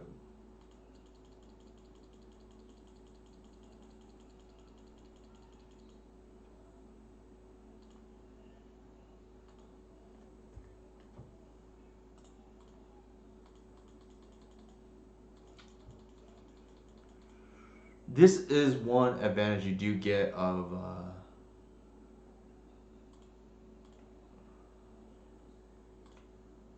This is one advantage you do get when you play something that is not stock. People will make mistakes, especially in a blue shell where you could be anything.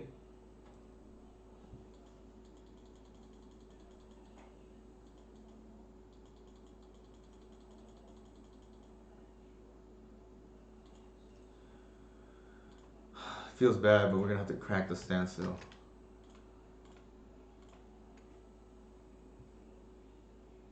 Notably, I'm gonna target myself here to turn on the fetch land.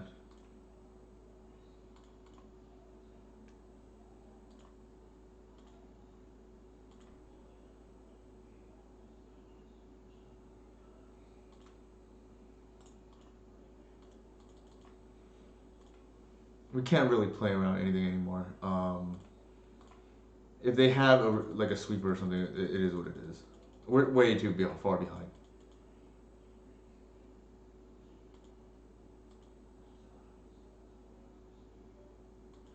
Sure.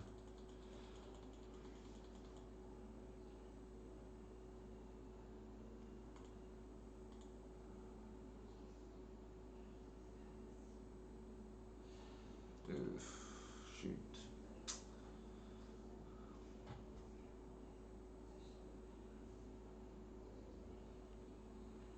I think it's hard to say. I feel like even if we had saved the green sun for the visionary, we'd probably still lose this game the way it played out. But hindsight's also 2020.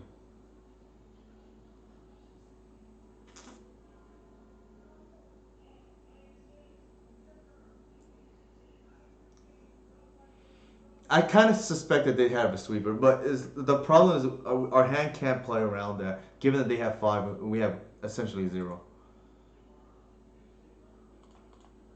What we could have done though was like we should have. I should have. I realized that I was able to put the arbor back after I endurance. I should have actually fetched out the body too, so I would thin out one more. I mean, granted we drew poorly with the heritage druid there, but maybe increase our chances with drawing the natural order to hopefully close out the game, given that we're behind. They'd probably let it go. I feel like their hand is like a lot of good stuff. Like at least one force of will, and then maybe like a cantrip or not a cantrip given that, but at least one force of will and maybe like a removal spell or something. I don't know, like a prismatic ending.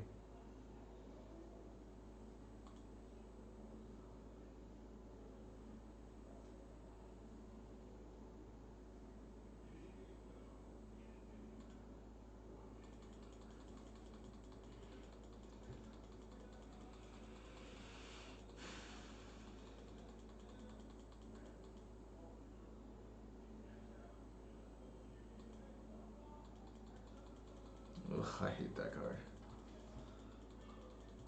Were we on the draw? No, we were on the play this game too. Unfortunate.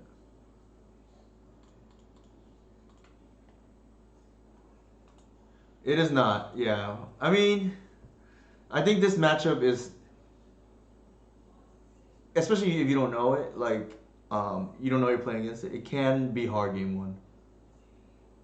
Oh, thank you. I appreciate that. Unmet mental misstep. I will definitely be down a game here, but we were down a game. I think in one of the other matches. If only I had drawn this earlier.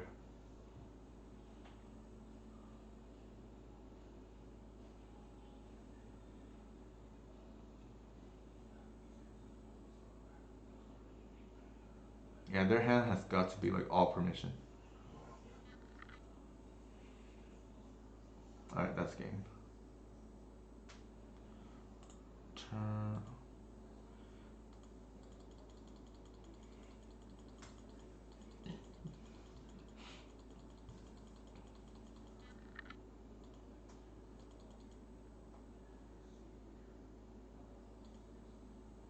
Something I can test for is I can see if they have another land before, like they can fail to find obviously, but like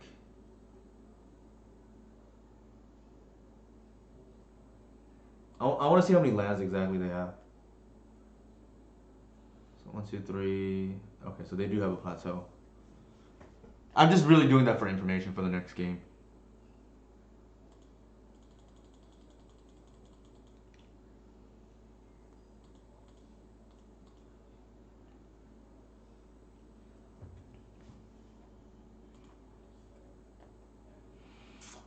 Against these kind of decks, Progenitus tends to be really good because you can win on limited resources.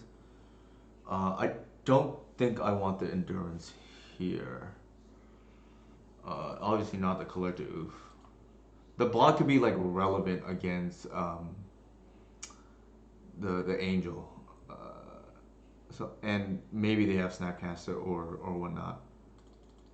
I think this is a Thoughtseize matchup.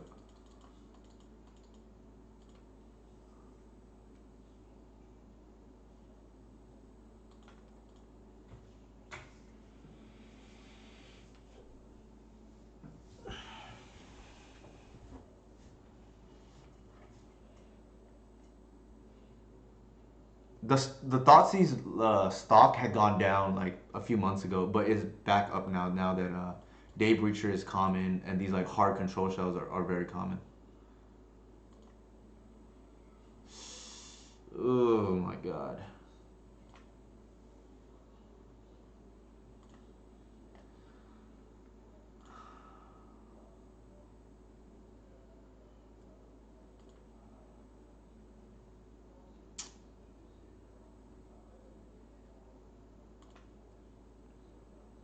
Believe it or not, I think this is the correct call here.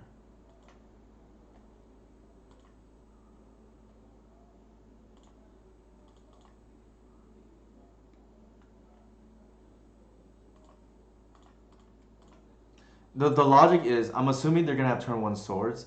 I actually want them to swords my shepherd and then try to get back into the game with visionary waterwood. We're not casting glimpse or natural order I think for a while. Like yeah, that's exactly what I want to happen here. Again, this is like more of a macro thing. It's unfortunate we mode a five, but also that could happen, right? You draw the second natural order, the first one's dead. Maybe they forced this. I don't know. Yeah, yeah. That's the impression I was getting from this player that they really value the tempo.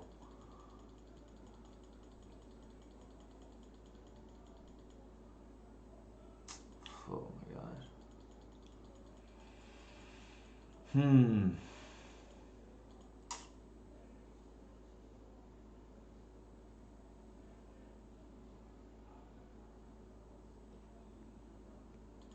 Sure.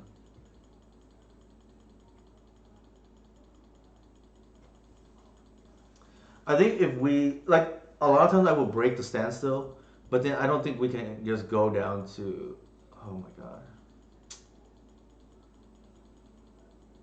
Ugh, that is really rough.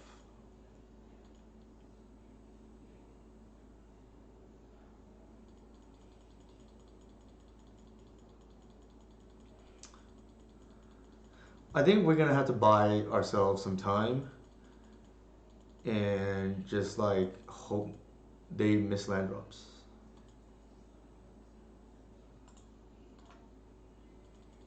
And then if we need to go to the discard phase, we do.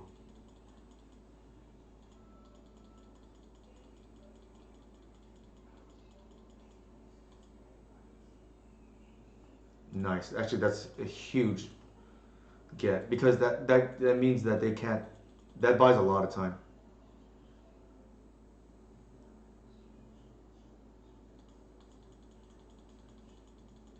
We can just like continue to hit land drops. I actually looked at control decks recently, and we have more. Most control decks have 20 lands, and we have 21. So we're actually slightly more likely to hit land drops than they are.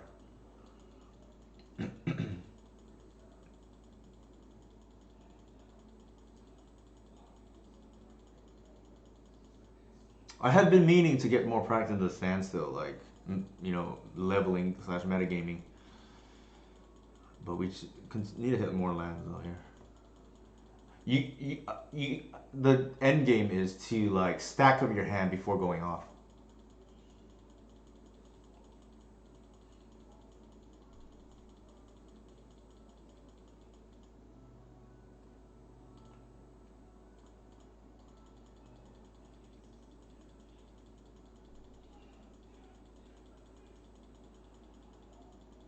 Like I want to sculpt my hand such that I can just go off before they actually can do something relevant on their turn with a standstill. Is what I'm getting at.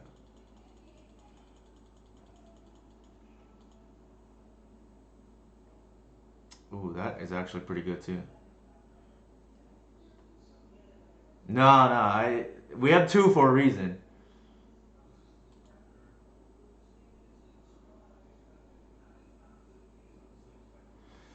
So the debate here is: do we crack the standstill on our turn or on tap with full mana? The reason to do it now the reason to do it now is to develop for the glimpse on the following turn. By being able to green sun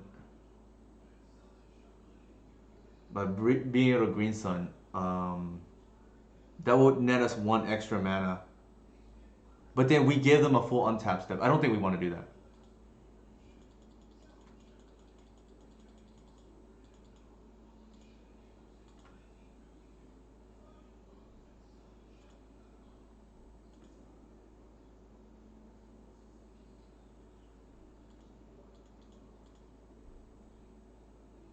We can actually even wait a little bit more too before cracking the standstill. I think I'm gonna do that. So yeah, I actually like that a lot better.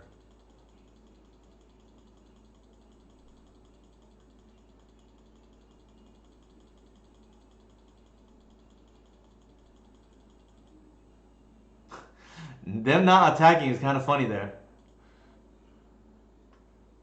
I think we can also wait another turn.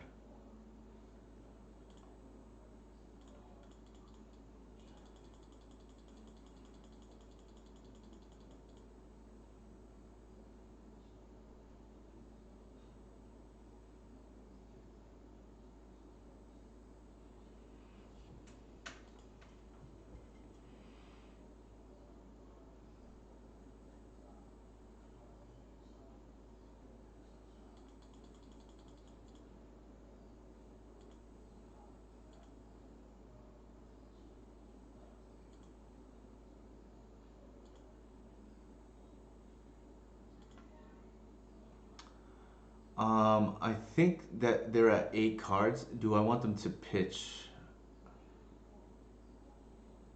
So the thing is, like, it depends if I want to keep the natural order or not, and the hoof in hand. Um, I think this is probably the time to do it.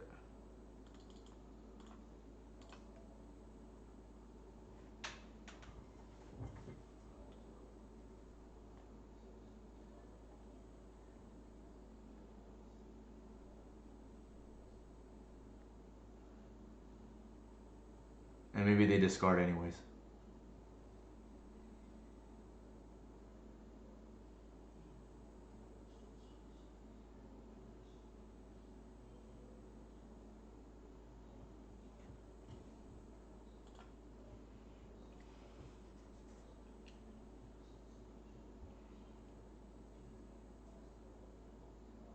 So it was either wait one more turn or do it now. The reason to wait is in case we don't want the natural order, but I think I do.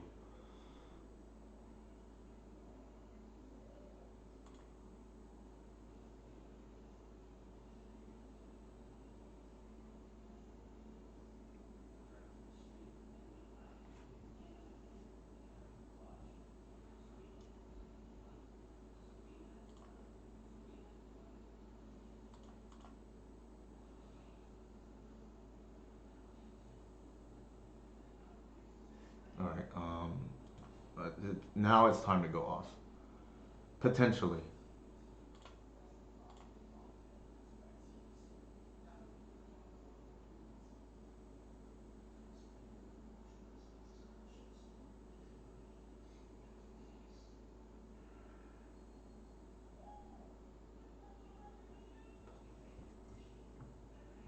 That's a must force. Like you can't let this resolve. Yeah. All right. Mm, let's do it this way.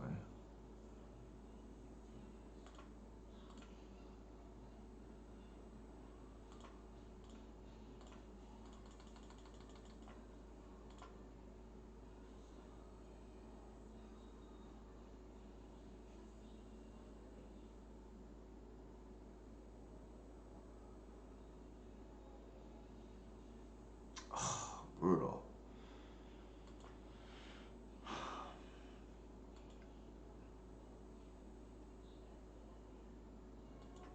If I thought they could play playing containment freeze, I probably just tap for 3. But that's kind of brutal.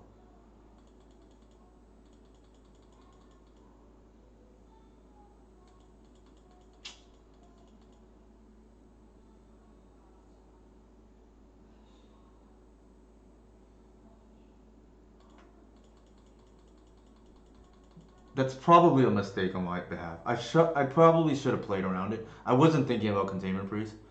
The reason being is the visionary. Well, I get 4 mana, so there it was some merit to doing it mana efficiently there, but unfortunate. What the heck is going on? I can't believe they're okay.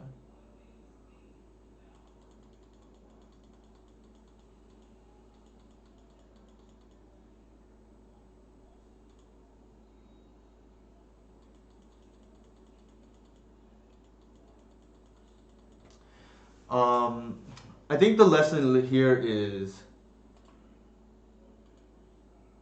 maybe we wait and then sculpt our hand even further before trying to go off there. Like the natural order there is not particularly great.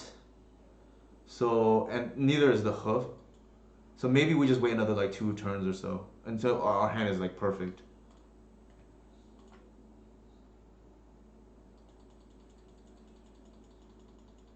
But I mean, I have very little experience playing against like these standstill decks where I'm not cracking standstill early.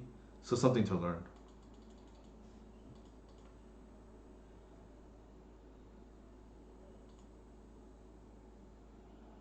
Yeah, I think if I had to do it again, it's possible we wait another 1 to 2 turns until our hand gets a lot better, where we can just like essentially power through all their stuff. Because they're gonna they're gonna they did have the timeless dragon, and I think once the timeless dragon is in the yard, granted they probably brainstormed into it as well. When that is, we have pressure, then we can go ahead and be forced into attacking, right?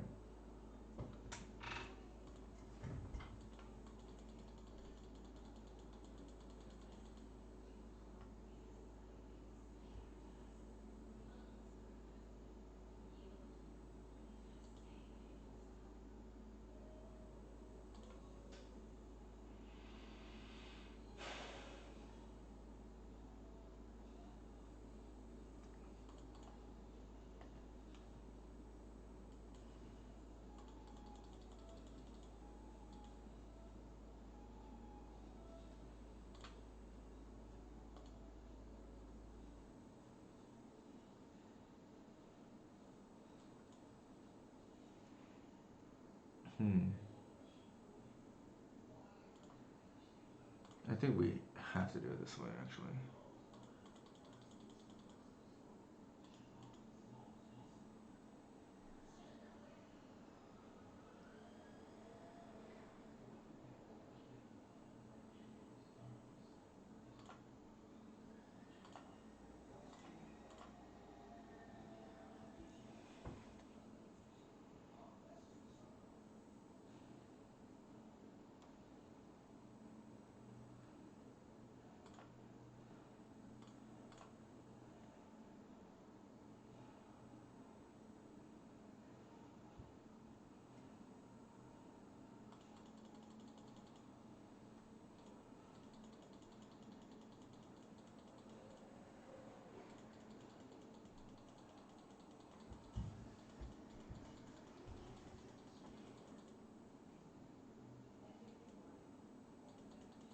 I assumed they had a removal spell.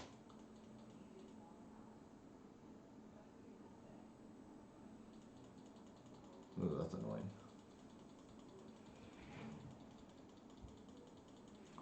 The reason why I assumed they had a removal is because they attack with containment pre into our two guys. Sure. This matchup feels. It's possible. Game one was a lost cause, I think. I think game two we probably could have waited, but again we were a little bit behind. Not a big deal, but I think I picked the wrong spot, which is fine. Given the lack of experience in this matchup.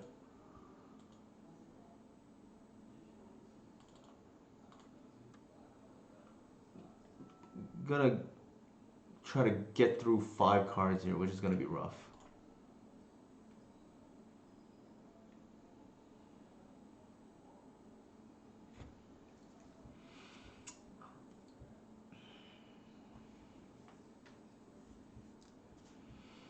I think yeah, I think the mistake was made on the judgment call of what I needed to go off, and they were gonna have to start discarding pretty soon. So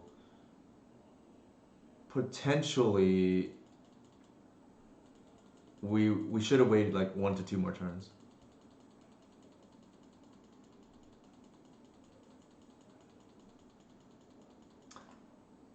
I would not have thought to play around that though in that circumstance, given like I don't know how common like Containment Priest is at the moment.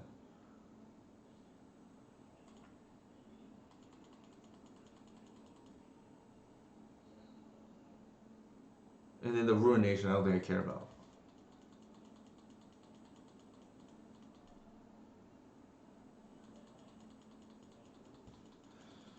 The 5-0 dream is dead, but maybe we can win the last match for a 4-1.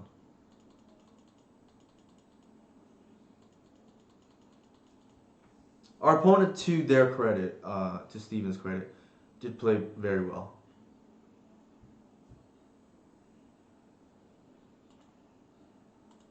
I, from what I could tell, at least, it didn't seem like they had any misplay anywhere. They even knew something was amiss when they didn't attack that one turn. Like something felt wrong to our opponent. All right. 3-1. We'll see if we can close out strong. That one was unfortunate, but I think given that we were 3-0, can't really complain so far. And probably, to be honest, a little bit lucky to win the game one, round one against Delta after the misplay.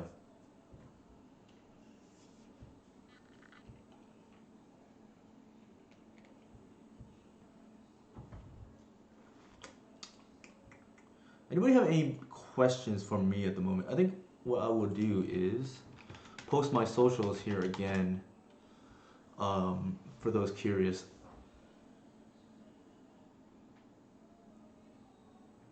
A lot of free content on the YouTube that's probably useful for most people. Twitter, obviously, for updates. My Discord is pretty useful, I think, in terms of just overall conversation. And then $5 for Patreon subscription. Winter O Master. Looks familiar, but I don't remember what they're on.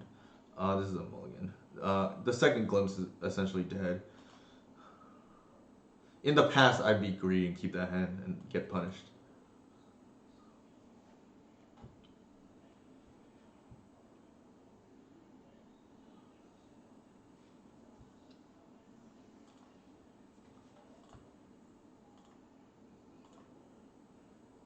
I think we'll fetch first.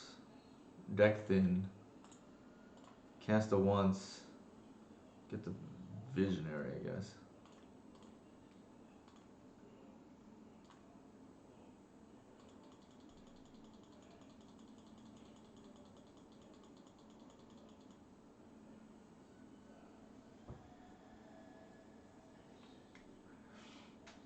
Actually, in that case, given that we knew the Arbor was on the bottom, probably should have once first. Lesson learned. Before fetching. Interesting. I feel like our opponent is on some kind of artifact combo. I don't really like this play in most cases, but I feel like Collective is probably correct here.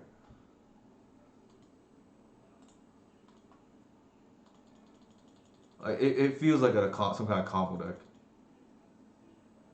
White? Okay. I was not expecting that, but that's kind of cool that we shut off the Lantern, though. We killed a draw for them. But yeah, I think a small misplay by me. I didn't think about it. We didn't really want to see the Once Upon a Time, and sorry, the Arbor. So we should have played the Once Upon a Time there before fetching first. Yeah, it looks like White Painter. The good thing is we have this Haymaker just randomly sitting here.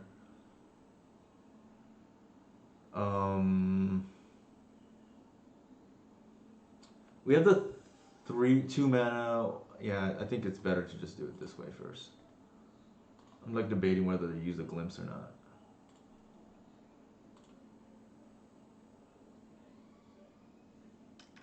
I think here, I think we fetch preemptively to make mana, and then Visionary,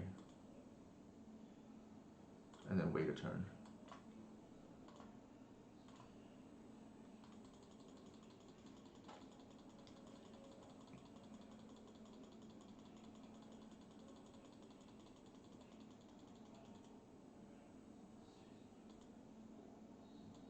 That card is kind of annoying.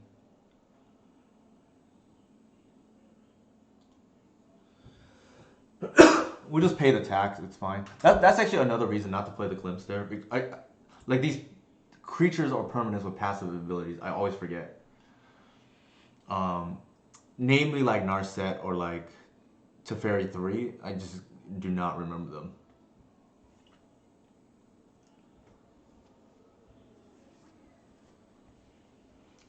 I was playing Delver, I think last week or 2 weeks ago, whenever it was with Jarvis. I think it was last week. And before my match with Jarvis, I ran through a league with Delver, and I screwed up a match because or a game. Yeah, I screwed up a game because I just forgot about the Narset. I could have killed the Narset first, but I main phase brainstorm just like lost the game for no reason. I knowingly walked into a Narset with brainstorm, despite being able to take down the. Okay, here. I'm gonna pay the two, so it's not gonna matter. So what I'm gonna do here then is tap the Cradle, and the reasoning is I know I'm gonna pay two for both Sentinels, anyways. So I'd rather leave my other mana untapped because I'm gonna have to tap the Cradle regardless. Hopefully that makes sense. That's an insane draw right now. I cannot understate how good that draw is right now. Because it turns on the Grist and the Archon too. Um,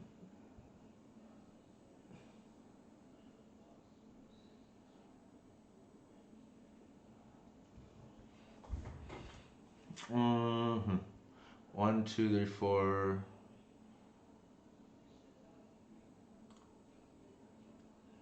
1, 2, 3, 4, 5, 6. I think I just named artifact, right?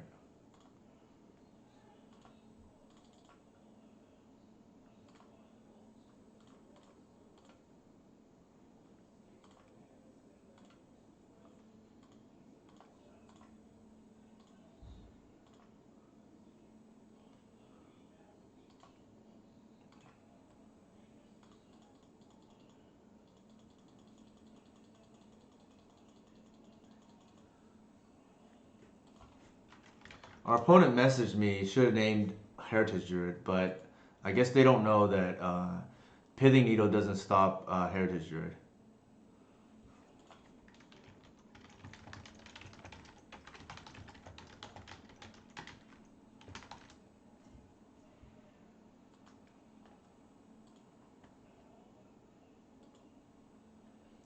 Now it should be game.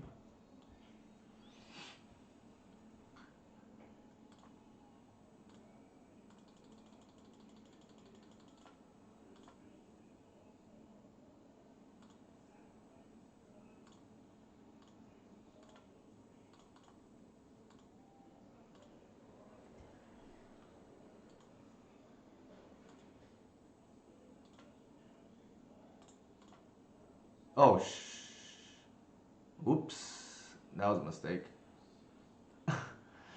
Alright, that one's on me. I should have had the kill. Yeah, that one's on me. So I got a little bit ahead of myself. That's okay. I think what we do now is, given that, I can go ahead and just like plus this, I guess. I don't know.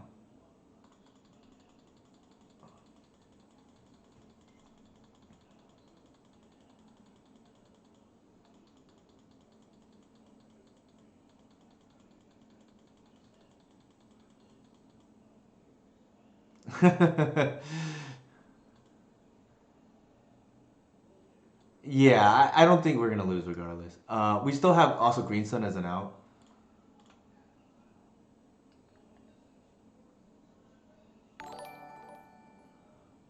We can just go wide to be honest too. It's like a lot of damage already.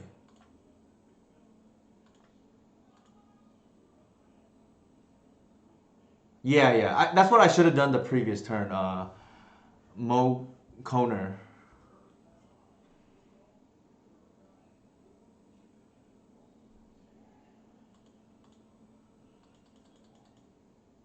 It's not gonna matter, but we're gonna have the Gris too, like to ultimate if need be.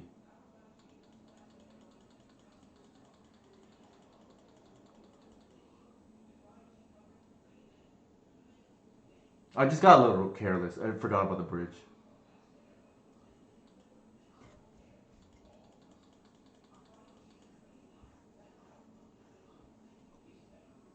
So the line now is like attack all and then minus the Gris.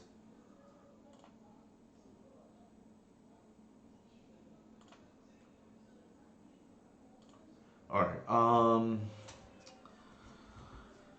I don't know their exact list. I think does somebody off the top of their head know if they run Swords to Plowshares? I would guess yes. Snuff Out seems insane in this matchup, by the way. I don't think I want the Graveyard Hate. That doesn't do anything. Um, the Endurance, what it does is it buys you a turn, but I don't think that's the type of Magic we want to play. The Bog, I don't think does anything in this matchup. We don't actually have many things to bring in here. I don't think we want the Trap. The Thoughtseize is not that great either because they're like a creature combo deck, which I typically don't like Thoughtseize against. The Caracas is interesting. Maybe there's something we care about, but I don't think so though. And then everything else seems kind of just mediocre. I think this is fine. We don't actually have like much aside from the snuff out. Although I do want to recognize these are like the matches where the snuff out is like randomly good because you just don't have anything else. This is like not the best, but it has a turn two. Oof. The way I evaluate this hand is this is dead, and the Cradle's kind of dead, so mulligan.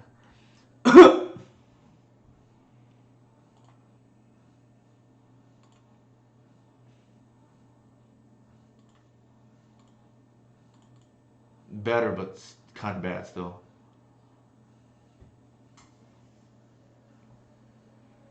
Actually, I should have put the hoof back because what that does is, well, actually no. It depends if I think the first one will get Archon, the second one will get hoof. But this one actually lets us beat Cage. So either way is probably okay. Um, I think we just want to ramp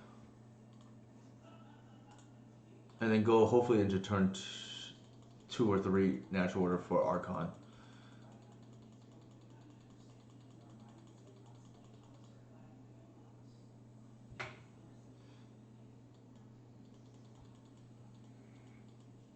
Yeah, I agree. Agonized Coma. If it was like red Painter, I would definitely bring in the endurances.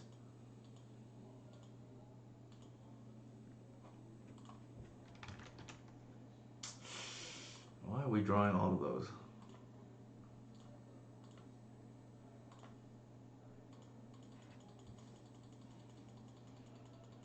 We might just be dead here. I feel like our opponent maybe had a fast kill.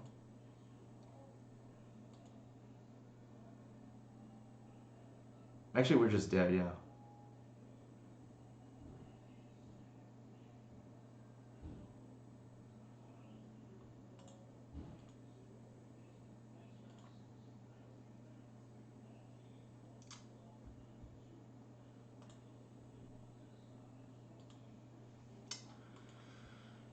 Yeah. Man. Argument to be made for the Thoughtseize, given we don't have much else. I'm definitely thinking about that now. Because the Shepherd doesn't really do anything in this matchup. Uh, oops. I actually think I'm gonna go back on what I just said. I think given that we don't have much in this matchup, I'm gonna bring in the Shepherd. I mean the Thoughtseizes.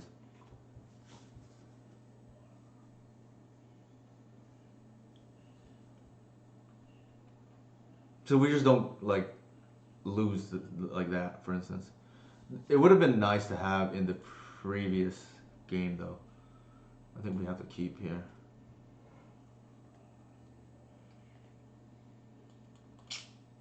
If I had come to that conclusion earlier, maybe we don't lose like we did there, but hindsight also 2020. I think the line here is we're just gonna try to turn three natural order Archon. It, it would be unfortunate if they have the Swords of Plowshares or something, but ideally, if they have the plow, they plow our what is this? They plow our reclaimer. Okay, okay, I guess portable bulwarks.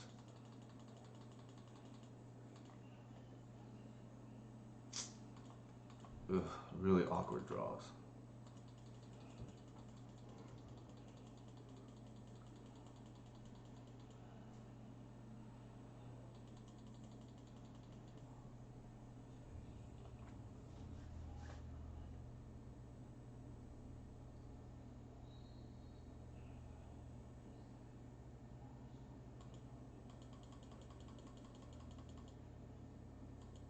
Ugh,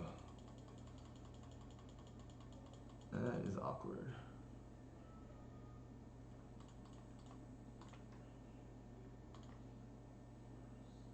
Huh.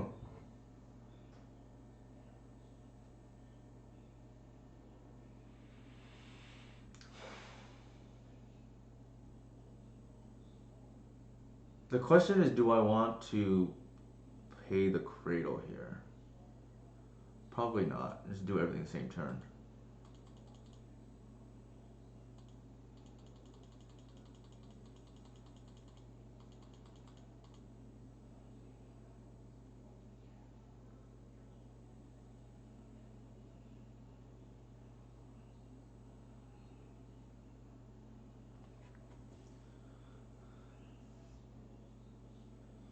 That's like really awkward. Jesus.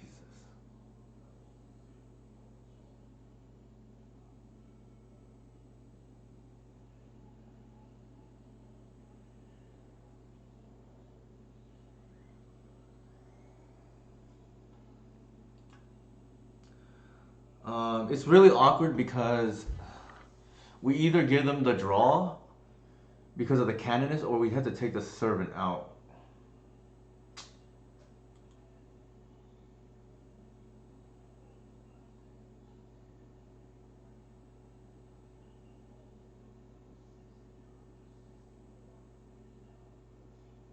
Huh. I think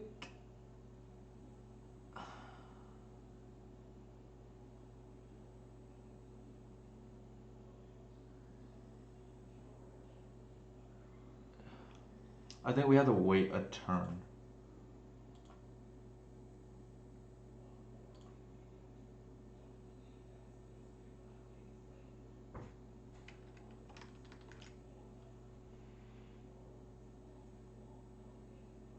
I agree. I don't. We cannot let Painter live. The snuff out is for the Painter now, and we're just gonna save for the natural order lethal the following turn.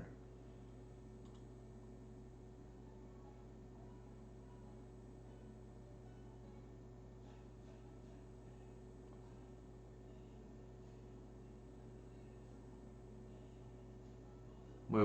Snuff.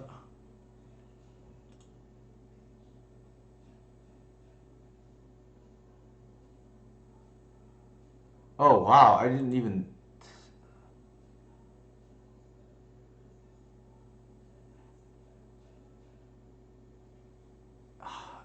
That's crazy that they chose black.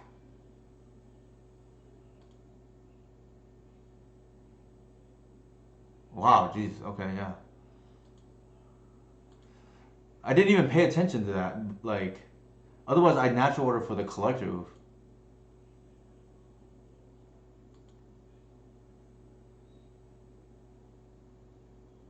But yeah, that's kind of insane.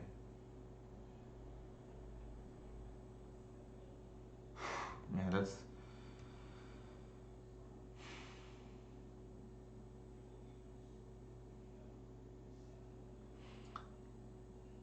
Did they name black the previous game?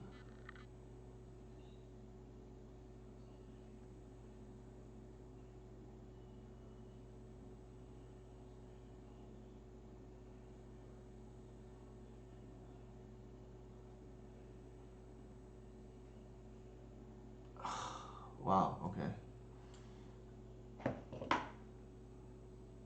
Yeah. I think that's game.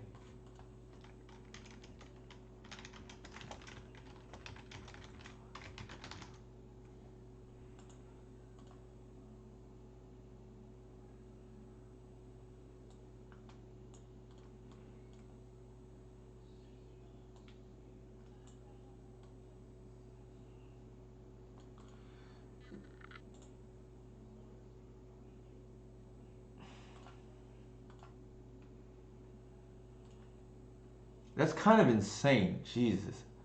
That they named Black there.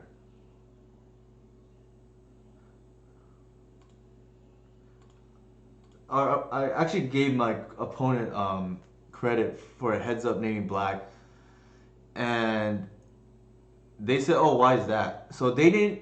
I think they just kind of named it by accident. Like, especially since they didn't. When they named it with the pithing needle was Heritage Druid. Sorry, they messaged me in chat saying that they should have named Heritage Druid instead of Reclaimer. So they didn't know the interaction there. And then when I said, "Oh, nice naming Black," they said they name they did not name green or white for endurance or solitude. So I think it was just kind of by accident, to be honest. But kind of an insane play, regardless. Even if it was accidental. Um, yeah, I did not pay attention. Like I just assumed that they were gonna name something, some other random irrelevant color. But what I should have done was when they cast the painter and then named Black, I should have actually just named got natural order and oh, man, I screwed that up. I should have won that game, but if I paid attention, I should have just natural order then for the collector oof or the gris. Um, the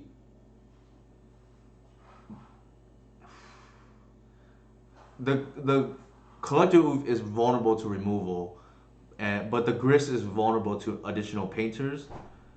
I think I just probably just named the just kill the whatever. Well, they add the other thing to get more painters, but I probably just get the collector oof then, right? But kind of insane.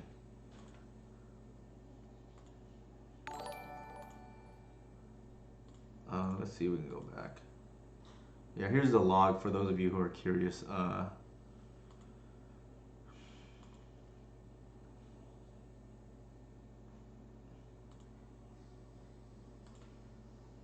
Oops, how do I make it go up?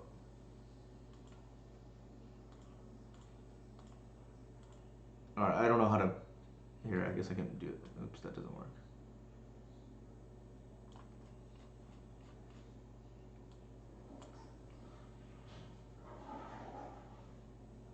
Yeah, I don't know how to make it go up, but regardless, yeah, they weren't even aware of it. But the naming Black was kind of insane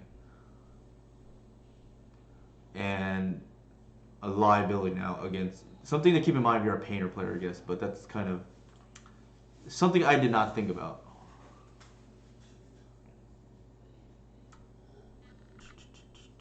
So from here, yeah, on the previous turn, I should have just natural order. They have 4 cards in hand.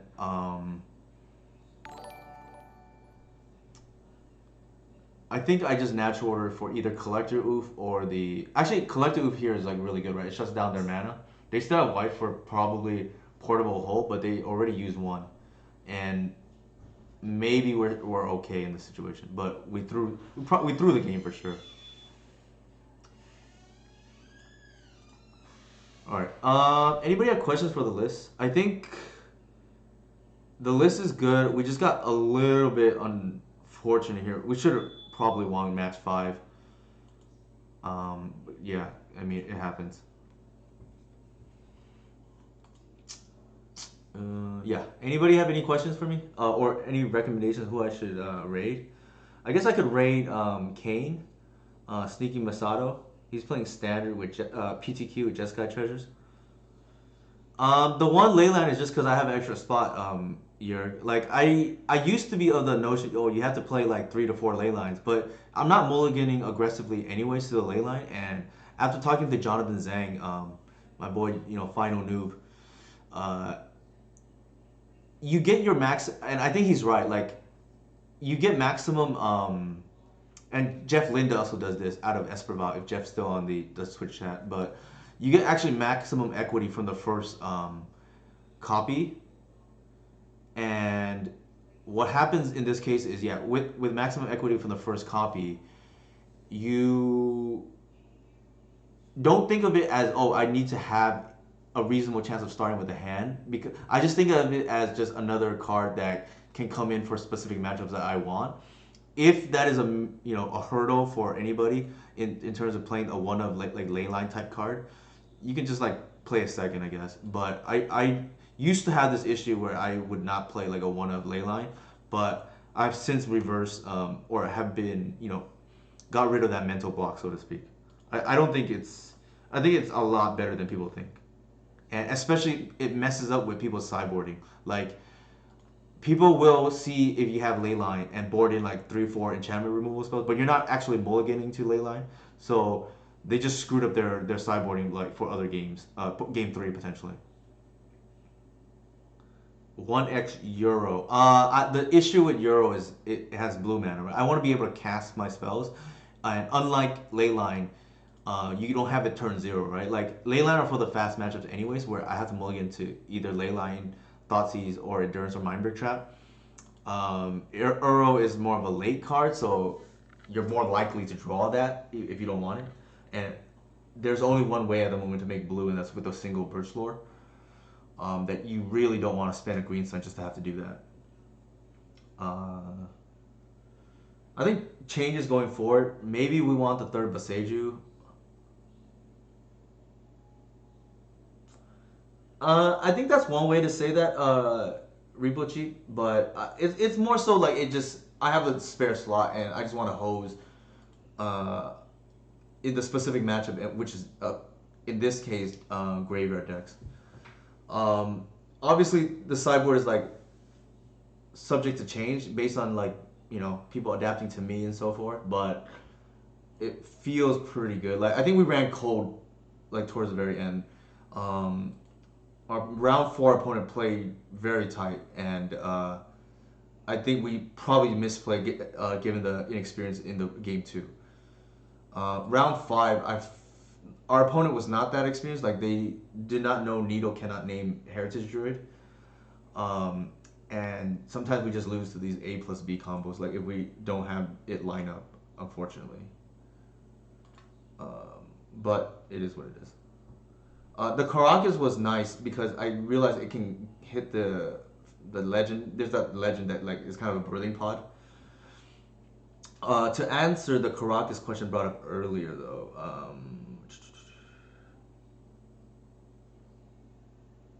where's the Caracas question?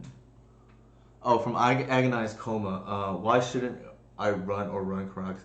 I think the one copy is a lot of equity against Merit Lage decks specifically, and in general, I think I kind of want to have at least 2 outs to Merit Lage. So the first one is tutorable, which is nice, and then also good against like Sneak and Show and type decks, and then and you can bring it in against Euro piles. The second one is the runner foul because I want one that I can draw into if opponent main phase is a Merit Lage, and then I have a glimpse and enforce the combo out. I want one to be able to draw into potentially. 2 runner fouls is like reasonable too, but I think the Caracas being tutorable is a big reason why to play Reclaimer. So that's why I went with that split. Yeah, so that's a great way of putting it out, Agonized Coma. And I think it's unfortunate we couldn't get the 5-0. 4-1 was definitely within reach. But I think the list actually felt really good. Round 4, misplay on my behalf, but inexperience in that specific matchup. And then game 5 was just me not seeing that. They actually named black with the painter. So again, getting a little sloppy towards the end, but my own fault. Game round 5, I think we definitely win if I had paid attention. Because think about it. Think about it some more. The natural order, shuts off their grindstone and their mocks, and they already use one portable host, so I don't know how many copies this version runs, but I think given that we have the Wirewood and I think given that we have Wirewood plus Visionary out, we probably can get out of the Canonist lock, and eventually we can just natural order. We're pretty already close to natural order for lethal, but we would have needed to spend the natural order there for the collective. All right. Yeah. Did anybody have any questions for me? Otherwise, I'll just bring Kane.